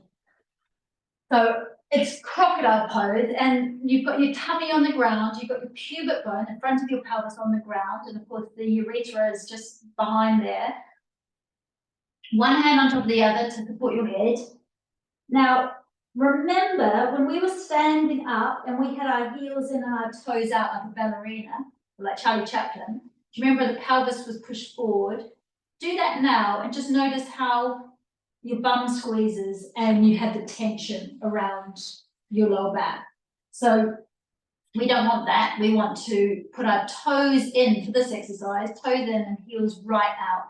So you can press the outside of your ankles towards the ground and then just soften. And just wiggle from side to side. We want to have our bum nice and relaxed here. So this exercise stops our bum muscles and stops our inner thigh muscles taking over. So we're just focusing on the front of the pelvic floor, around the urethra, And we've got the ground to give our brain feedback so we can feel what we're doing a bit more easily. So you guys just rest your forehead on the ground and then soften around the pelvic floor, soften your belly so you feel like your bladder is able to relax. Maybe even saying to yourself, relax, relax, softening the pelvic floor. And now we want to do that activation, so the quick flicks. And it's that feeling like you're closing the hose. Imagine you're pinching the hose and then you're zipping it upwards towards your tummy button. And what we're looking for is that feeling of stopping yourself weeing, but quite strong stopping yourself weeing, and then lifting upwards so that your tummy button, your lower belly sucks up a little bit away from the ground. You can feel that little bit of activation into your deep transverse abdominal muscles, activating up towards your spine and up towards the bottom of your rib cage, yeah? So activate your breathing as well. So do the little puffy breath out as if you're blowing out through a straw. And see if you can feel that clamping shut of the urethra, that little hose pipe, drawing in and up and then releasing. Notice how much your bum wants to get involved. Maybe inner thighs are just squeezing. Try really hard. And it helps if your heels are out, your toes are in. Try to not let your bum do the job. Instead, you are stopping yourself weeing, zipping up, relaxing down. Stop yourself weeing, zip up, and then relax down. Good. Press yourself back into child pose here. Knees quite wide. Bum is getting a stretch out here. Sitting bones are stretching out. So pelvic floor activation, you just squeeze the muscles, now we're lengthening the muscles. Now if you take your knees a little bit further apart, you'll notice you get the inner thigh stretch as well as bum stretch. This is a really good one if you are suffering with that tension and all the problems that come with tension. I call this the water boatman because it's like you're one of those water boatmen just sitting on the surface of the water. See if you can let your chest drop down towards the ground. And maybe you can take your feet out a little bit. If you can take your feet out a little bit, you'll notice how the sitting bones go even wider. It's quite a strong opening stretch. Belly relaxed. Good. Okay, so slowly come up. Now, because we've done a stretch into the inner thighs, I'm just going to stretch the outer thighs as well. So knees together. Just give your hips a little drape from side to side. Like so. Release the pelvis. And then I'm going to get you to put together all the bits and pieces that we have done into a very effective exercise. So we're going to use your bolster in a moment, but I'm just going to show you the action without the bolster first. So we're coming into all fours. We're dropping the pelvis back, so we're as relaxed as we are in child pose. And then we're going to use the candle breath. I'm going to call it the candle breath. Okay, so chin is in, puffing the breath out, blowing out a candle. And as we do that, we're drawing ourselves forward so shoulders are over wrists. And we're zipping up, so we're doing the tight high-waisted jeans. Now, because our knees are apart and come forward, you're not going to be able to get that same activation of the urethra that we did on the ground.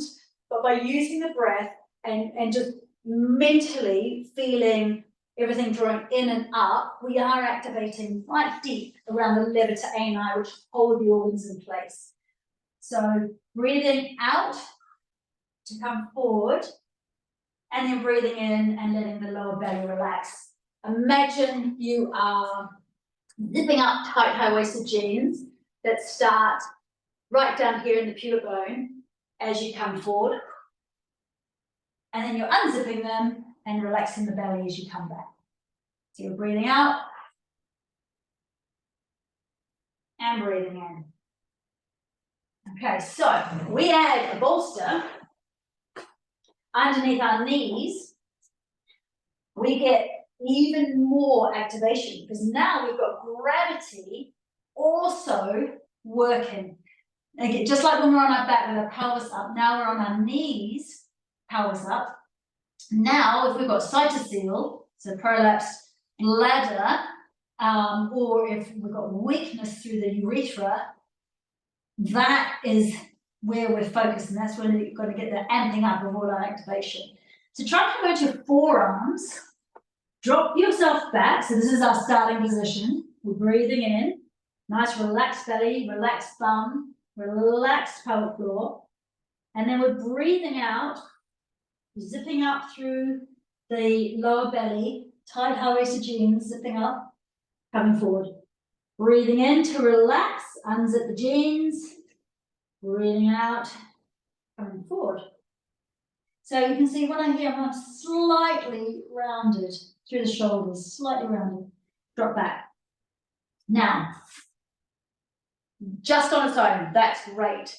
If you were to add that hyperpressive breath, it sucks the diaphragm up even more and therefore sucks the pelvic floor muscles and all the organs up even more. So I'm just going to show you this once. I'm not going to go over it because it is quite a hard breath to get, but just knowing that this is a possibility, yeah, it's quite nice. So just to know that there are things that we can do. This has been profoundly effective for me. So we start here, we breathe in here, we fill the lungs and the diaphragm. Really important that we use the intercostal muscles and the diaphragm is going out to open up into this area of our lungs. We breathe out completely, and it's easy to not breathe out completely. So breathe out, so all of the puff is out of your lungs. And at the end of that exhalation, you don't actually breathe in, draw the chin in instead, and flare the ribs out to the side. So do the action of breathing in, and see if you can scoop up through your lower belly even more. So it looks a little bit like angry cat through the back, tiny bit like arching. And then you need to let your belly go, and you'll be a bit puffed out and come back down again. Now I'm going to do this one for real. I'm not going to talk, so I'm just going to show you the action of it.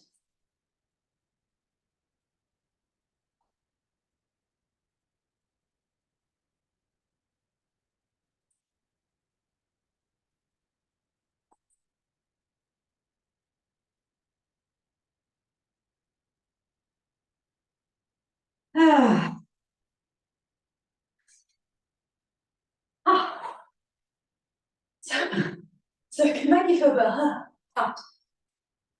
But yeah, so that's something that I've put together with hyperpressive, with gravity, and a little bit of activation of the pelvic floor at the end. And if you are suffering with a bladder cytocele, that can be really effective in lifting the organs up. Again, these are some of the exercises that I teach on a weekly basis to students who come on a regular basis. It's really important that you are doing all these aspects of looking after the body in a really holistic way.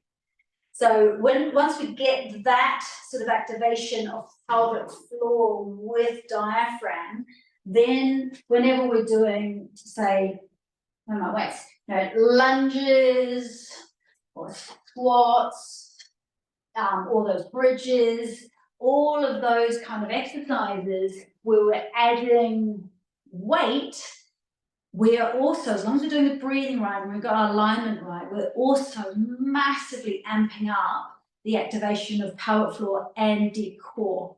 And that's when we start to use the body synergistically. That's when we start to, everything starts to work the way it's designed to. So I hope all of that has made sense. And if you will indulge me for a moment, I just wanted to be able to talk to you about why I started to develop the 3 separate classes that I teach within Women's Wellbeing.me. So I'm just going to take a moment here to see if I can show you that. What I have got. So hang on, here we go.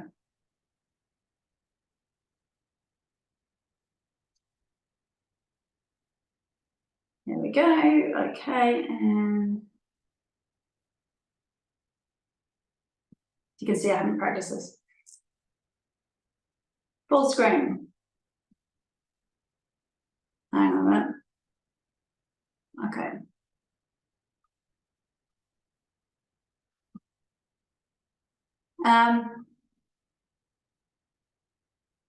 Okay, I have started screen sharing. So it doesn't look like this is going to work, which is a shame. No. Okay. Essentially, there we go. I'm just going to come back to me.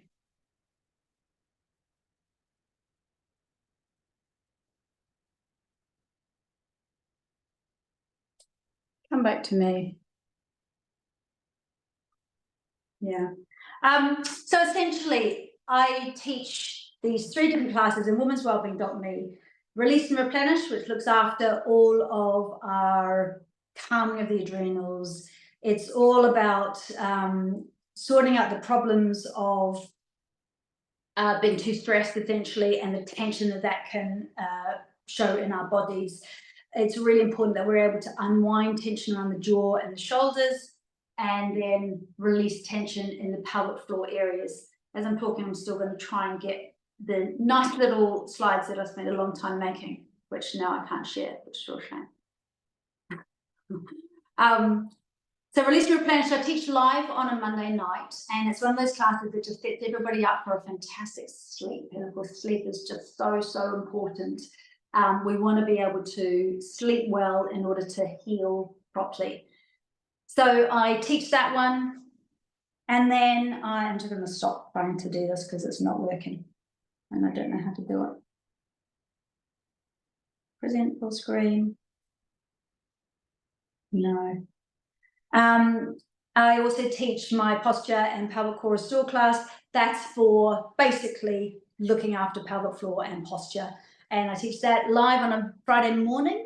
All of the classes I teach weekly are put into their own tents, so you can catch up with them if you can't make it live.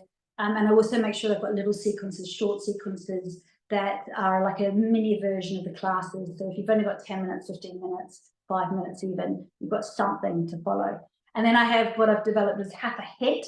I teach that on a Wednesday morning at 9:30. Again, loaded up, so if you can't make it, it doesn't matter. And these are 20 to 30-minute blast classes, and that's where we're working on the sarcopenia, the muscle loss, the bone density loss. We're working on strengthening the body because we need to be doing weight training. We need to be making sure our balance is good, so do a lot of cross-patterning of the brain, a lot of bringing, it's called HIIT because it's high intensity interval training, and then we bring our breath rate right down. So we go from sympathetic nervous system, parasympathetic, sympathetic, parasympathetic. We're going flipping between the 2 nervous systems, and that's what helps us tone the nervous system. So I have separated these out so that you can basically go, well, my main problem at the moment is pelvic floor. So I'm going to get that under control, and then I might add in the half a hit. Or my main problem at the moment is that I've got adrenal fatigue. I'm knackered. I'm not sleeping. So we've got to sort that out before you can actually get on top of pelvic floor issues. So hopefully that makes sense. And in this summer, I'm going to do a flash sale where you get all of this analysed with Linda for £49 a month instead of £79 a month. And I wanted to offer that to you guys today for coming along, just for today. And I did have a QR code, but I can't show it to you.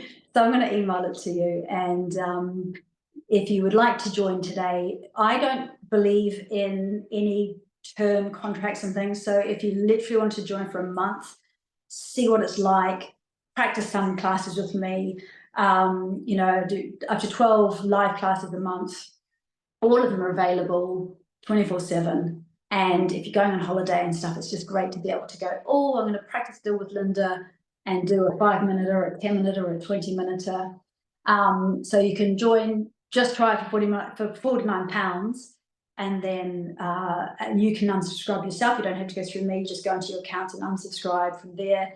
So I kind of think, well, there's nothing to lose and there's so much to gain for a very low price. And so yeah, so just wanted to offer that to you guys today. I'll send you the QR code. I'm really sad you haven't been able to see my pretty slides, which I spent bloody ages doing. So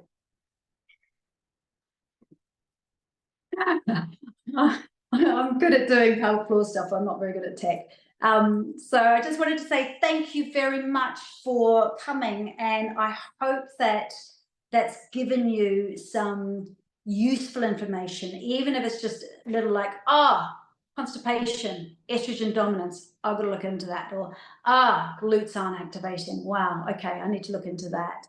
Or, insomnia and, you know, the overwhelm and fatigue and memory loss, I need to look into that.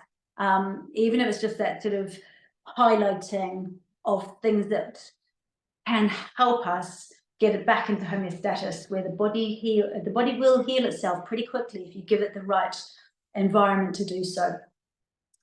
So on that note, I'm going to take off the mute button. If anyone's got any questions, I am here and I'm very willing to answer any questions. Let me just stop the attempt. Hang on. Stop share. Share didn't happen. Serena, I told you I'm not very good with tech. Ladies, if you would like to ask me any questions, now is your time. I'm just going to take you all off mute.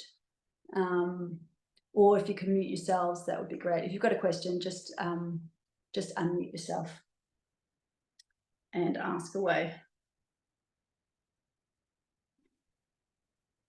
Anyone got any questions? Are you able to unmute yourself? I'm not sure if I've just done something to make you not be able to unmute yourself.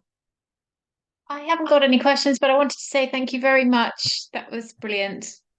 Oh, thank you. Lots of good reminders in there, so thank you very much.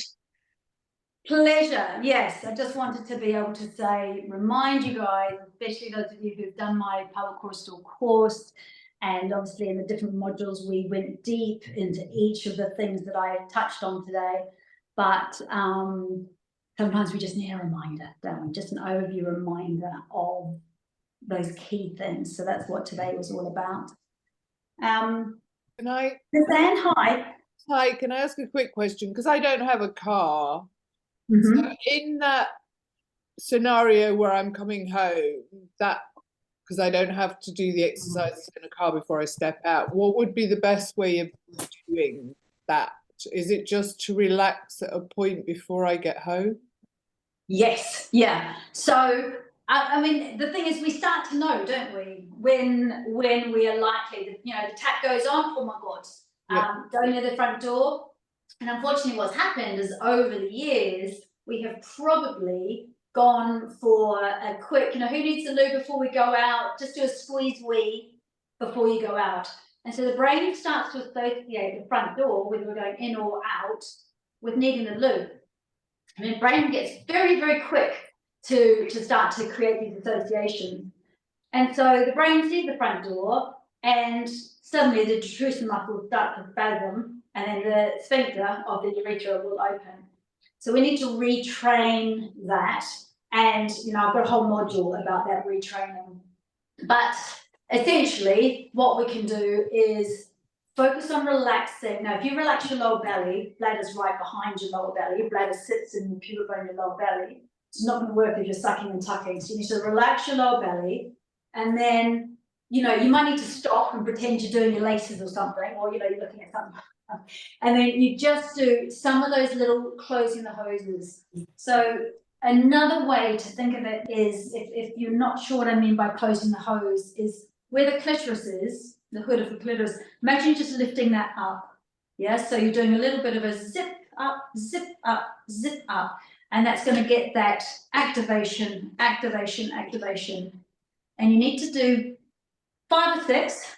So let's close the hose, and then relax the belly. Close the hose, relax the belly. Relax the jaw. And then you know, walk towards the front door, and as you're walking towards the front door, you relax, you relax, you relax, you relax. It can help sometimes just to count backwards. Yeah, so from 50, start counting backwards to distract your brain.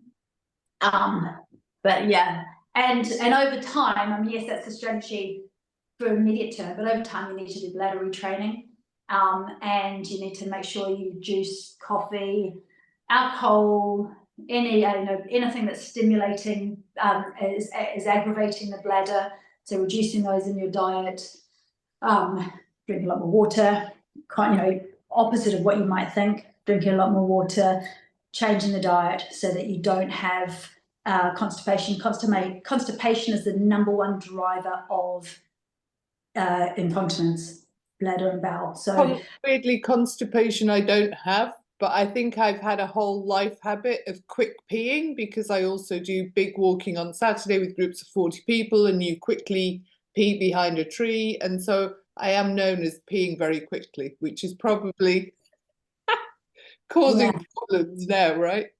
It is, because you're pressing downwards. Yeah. And it's that intra-abdominal pressure that I was trying to talk about. You know, we're pressing all of that down into a pelvic floor, which is not relaxed and ready for that pressure down. It's actually a little bit tense, and you're pushing down. Essentially, what you're also doing is pushing your bladder down as well. You're much more likely to end up with stress incontinence and prolapse of the bladder. So don't push. Don't do a push wee. You've got to be relaxed. Same with hovering over a public toilet. Don't do that. If you're hovering on the balls of your feet, your pelvic floor is tight and you'll end up pushing. So try to take a moment to put some toilet paper down and just sit on the toilet. Yeah. Sarah, my share didn't work. Couldn't make it work. She's going to be like, oh, hello. Hi. No, I'm gutted. The share didn't work. I don't know why that didn't work. It just obviously wasn't Never playing mind. ball today. Yeah, I just wanted to say thank you very much for all of that. It's such a brilliant recap from all the stuff that I've learned from you over the years. And I just wanted to say that I am in Linda's membership, and I just find that the weekly classes that she does just hold you so accountable for your own well-being and health. And I only show up on the mat when Linda's doing a live, and they're just fantastic, because otherwise I just wouldn't do it. And I know that my pelvic floor health would be shocking if I didn't turn up for Linda's classes. So I just want to say thank you very much for running it, because yeah, I don't know where I'd be without her help. And even the fact it's so flexible, because obviously you do have the lives and you can show up to those. The other day I was having a pelvic floor symptom flare up, and I just thought, oh, actually the Wednesday class isn't the right thing for me right now. It's going to be too strong. So instead, in that time slot that I've got on a Wednesday morning, I just went into the chill out tent. I pulled up a lovely restorative yoga instead and did that. And that was much better for me, and it was perfect. And obviously, and since then, actually, I've just improved with my symptoms. So again, it's got that flexibility. Like you're not forced to do that particular class just because it's live. You can just dip into the tents and just find something that suits you. So I'm a massive fan of Linda's membership. So highly recommend. That's right. So exciting. And I've got some members who I've never seen come to a live class. So I've got a lady, Lisa, who's been a member right from the beginning, and she never comes to the live classes because they don't suit her time-wise, but she does my classes 3 or 4 times a week. She tends to focus on the half a hit class and the shorter classes. And she's lost a stone this past year, just doing my classes regularly. She's also, her pelvic floor has improved out of sight. So she used to have quite a lot of, and she doesn't anymore. She is, again, but she doesn't, she just uses the recordings. So the thing is, there's the flexibility there, and there's the thing that you need when you need it. And also you get access to me to ask questions. That's the thing which you wouldn't get almost anywhere else for such a low price, is to actually get, be able to ask me questions whenever you need them, basically. I've just remembered another amazing thing is when I'm flaring with my issues and I have to pee all the time, you know, if I was in a yoga class in a studio, I would feel so self-conscious about nipping off to the loo all the time. But because you're in the comfort of your own home doing your classes, that just means it doesn't matter. I can just go off to the loo in my own comfort, you know, whenever it's so convenient for that. So yeah, again, thumbs up. Thanks. Thank you. That's brilliant. I might just get you to come and do. Anyway, ladies, is there any other questions about your pelvic floor, your deep core, bathrooming, you know, exercises, prolapse, anything else that you'd like to ask me while I've got the opportunity to? Can I ask a quick question? Yes, please do. I was going to ask how long the classes are, the Monday night and the Friday morning one, and because the half the ones are shorter ones, how long are those ones? And I have another question. The Monday night's an hour, so it's 7:45 to 8:45. You can join whenever though. Like if you can only do half an hour, just I like this because I'm spotless. It doesn't matter. You're not, and I have you on mute. It doesn't matter when you join it. But that one sets you up for a decent deep sleep. Yeah. So that by the end of it, it's quite nice. We all see each other and then we're like, oh, good night, you know, and it's all about just going. Ugh. So set you up at the beginning of the week. It's a bit longer because I need time to unwind. You know, people physically need to unwind, slow the breathing rate down, do all the vagal nerve activations, do all the somatic stuff to get embodied out of the head into the body, and then go into that deeper sort of that you know that state, theta state of relaxation, so you can then sleep. So that's an hour. The Hatha Het is just half an hour, the blast class, and I also do 20-minute versions of those as well. The challenge is just 20 minutes. So it's half an hour. And then the class on the Friday morning is about 40 minutes. So, and so 40 minutes, and then sometimes I'll add a little bit of extra on the end, 5 minutes on the end as well. So try to keep those ones relatively short, knowing that sometimes you don't have the time. However, if you only have 10 minutes, people have access to my playlist of quick links. So you can go into the 10-minute and under playlist, and you can go to all sorts of different 10-minute or 5-minute or 3-minute sequences. Or if you know you've got like 18 minutes, you go into the under 20-minute playlist, grab something which is 15 minutes, 18 minutes, 20 minutes. So if you have got shorter chunks of time, there's stuff that I've produced that's, you know, which is going to be safe, it's going to be what you need, and you can use it right then and there. Yeah, I love it. So and all these are online, because I might struggle with say Monday night or Friday morning because of other things in my calendar, but they're all available just to 24/7. So this is the thing, you know, Yeah. you can take me on holiday as long as you've got space for a mat. You don't even need a mat, just need some carpet. But as long as you've got that amount of space for yourself, then you can be doing movement every single day. And this is the thing: once we lose our progesterone and our estrogen and our testosterone, so we start to lose that, we have to move our body, we have to strengthen, otherwise we will go down very quickly, and we will be one of those 2 people with osteoporosis, and we don't want that. What we do now in our 40s up until about 52, what we do in this period of time will dictate, there's no negotiable about it, it will dictate what happens in that second spring, that second half of our life. So if you can prioritize just even doing a little bit, and once you start, then you'll find, oh, you just drink hot water as part of parts, you just do it, and you like the way it feels, and you just end up eating more vegetables and protein, because I blat on about it the whole time. You just start to do more of it, and you'll find that the movement, and like Lisa I was talking to you about, she started skipping now. She's fit, like she didn't used to be at all. She's fit and strong. No pelvic floor issues anymore, no constipation anymore. She's doing really well. And like I said, she never comes to live classes, and she just does the short ones, but she just does it regularly.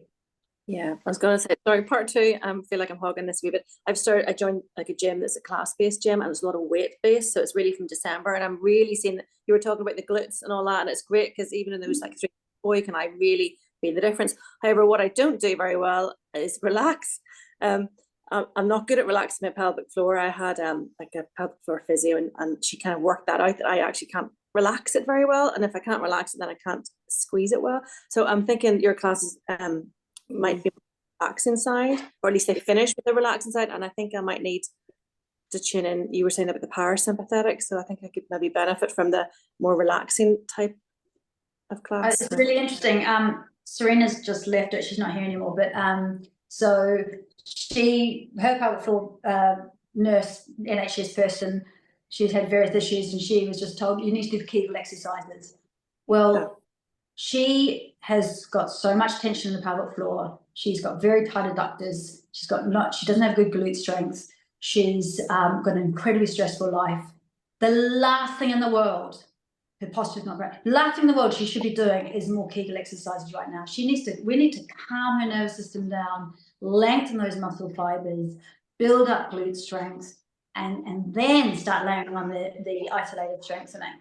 So blanket Kegels, which people are being told to do willy-nilly, or everyone being told, oh, you all need to do weightlifting now because, you know, we need our muscles.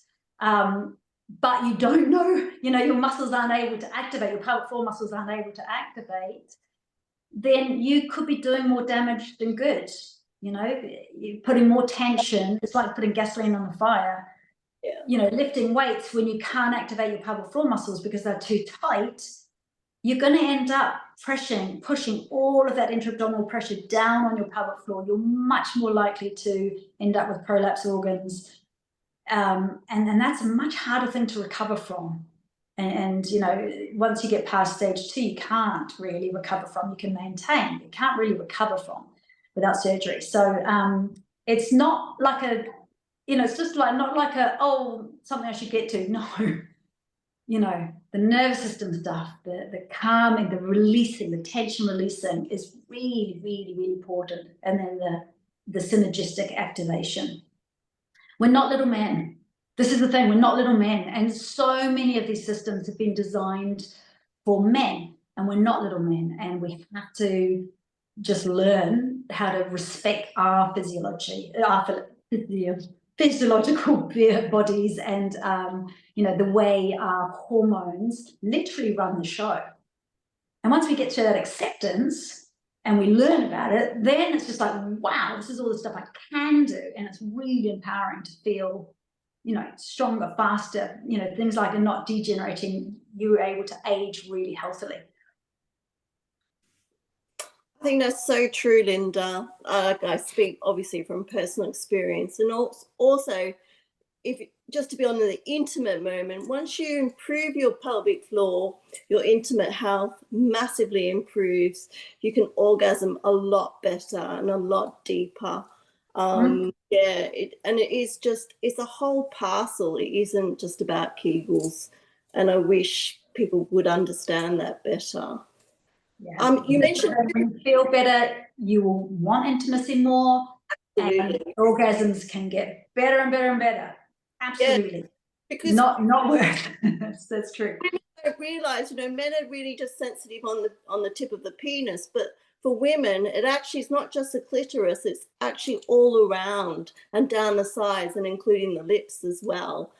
We have so many more receptors than men, and you know, lots of women aren't aware of that. So, and actually, on that, Rachel, it's really good to bring that up because I touched on topical estrogen. yeah. So the most common one that we get on the NHS here in England, and honestly, I would, from about 42, 43, ask for it. It's really good as a preventative to stop this muscle degeneration, to keep the sensitivity, to keep the moisturization of those muscle fibers, to keep the vaginal canal nice and sort of plump and not collapsing, to re-plump up the urethra, this hose pipe of the urethra, which becomes quite brittle as it gets dehydrated with lack of estrogen. So keeping that pliable, keeping the sphincters able to close properly. So Ovestin cream is the most prevalent. It's the one that's prescribed the most. You can get an estradiol, a little pessary, like a pill, which is inserted up into the vagina, and that's great, especially for bladder spasming, for frequent UTIs, etc. So you can use both, but if you've got the cream, you can use it inside the vagina and you know, a lot of women find if they had an episiotomy or bad tearing during birth, once we lose that estrogen, the scar tissue can start to come apart and get very dry and uncomfortable. So using the Ovastin cream on the scar tissue, and if your sphincter muscles aren't closing properly, you're finding that you just pass wind without, you know, you don't want to, or, you know, your urethra is not closing well, using the cream on the sphincters is helpful. And there's other brands, but that's the main one, Vegifem and Ovastin. And it's one of those things that Vegifem's now, you can buy it at Boots over the counter. It's expensive. You might as well just get it through prescription from the GP. Most GPs understand that it's not systemic, doesn't go into the bloodstream, it's not going to affect blood costs, it's not going to affect, you know, any perception of cancer risk, etc. It's very, very, very safe. So I feel, even though I'm a yoga teacher, I'm not a physician, I feel safe saying to you how safe it is, because it is. It's really safe and it's really effective. So if you are thinking, it just feels uncomfortable, etc., start replumping with some estrogen cream. Definitely use lubes. My God, we need it. We don't have that same lubrication. So, you know, normal, just light your eyes, a little bit of moisturizing, plant-based, organic lubricant. Yes is a great brand. And then maybe a more oil-based one for penetration, for sex. And again, Yes is a great brand. The other thing I didn't say, but is worth noting, if you have got prolapsed organs, then a pessary, which is basically does the same job as a sports bra or orthotics in a shoe, it just kind of holds the organs up and into place and not in the vaginal canal, so that when you're doing high impact exercise, if you had a terrible cough, you could just have your pessary in, and you know that those organs are not going to be dropping down into the vaginal canal so much. So that's something, you know, to maybe talk to your GP about getting a referral to a gynecologist, a urogynecologist, if a pessary would be helpful to be fitted with a pessary. I'm a huge fan of pelvic floor physiotherapists. I work with a lot of really great ones. If you want to know about any good pelvic floor physiotherapists in your area, I can put you, can suggest some. But I think there's a lot of power in knowing what's going on for you. So many women have both tension and laxity at the same time in different parts of the pelvic floor. So if you know where you're activating well, where you're not activating well, and you know what you're dealing with, then, you know, there's that acceptance is the key ingredient to change. You can then start doing the right things for you. So if you're not sure, then I highly recommend seeing a pelvic floor physiotherapist. That was a lot of info. Any other, Lizanne? Any? Sorry, just a quick question, because I'm on the older end. I'm older than you, so I'm on the older end of that, and you've talked a lot about perimenopause. But if you've gone through and you're quite far along, I'm assuming there is no point at which it's too late to start doing all this stuff. It's just a point of, yeah. No, but you want to do it now rather than when you're 75. Yeah. You know, because we know that most women go into nursing homes because of incontinence. Yeah. Almost stay in nursing homes because of incontinence. You would have heard me say. So a couple of years ago, incontinence pads outsold baby nappies. So that's now a worldwide phenomenon. This is hilarious. And yeah, so no, it's never too late to start. I would start on estrogen, pelvic estrogen, as soon as you can if you're not already. No, I talk about, because all people will seem to think that pelvic floor issues will start after menopause, later when they're a bit older, and don't understand that what you do in your early 40s will affect how everything works later on. So starting as soon as you start to lose that progesterone and have the tension issues, and then making sure you've got things in place for when you're starting to lose your estrogen and the sarcopenia is starting to set in, we need to know this stuff so we can teach our daughters so they don't have the same issues that previous generations and we are having.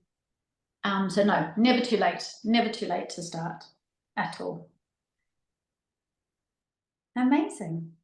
So thank you very much for joining me. If you haven't got any more questions, I will send off my nice little slide about my my women's wellbeing domain to you with a QR code. And for today, if you want to join, you can do so at just £49 a month. So that's normally just what I charge for just the library stuff, but you'll have access to all of the live classes with me as well. And I would be delighted to be part of your wellbeing journey. So as you know already, if you know me at all, you know, I honestly believe that it is our core health, it is our wealth. And if we're healthy, that's what real wealth is. You know, it does not matter how big your pension plan is, how lovely your house is. If you're not well in yourself, and if you're suffering from pelvic floor issues in particular, it's always going to hamper how you show up in life. So I know I'd love to be part of you feeling stronger and more vital. Thank you. If you've got no more questions, we'll sign off. Take Thank care. you. That was awesome.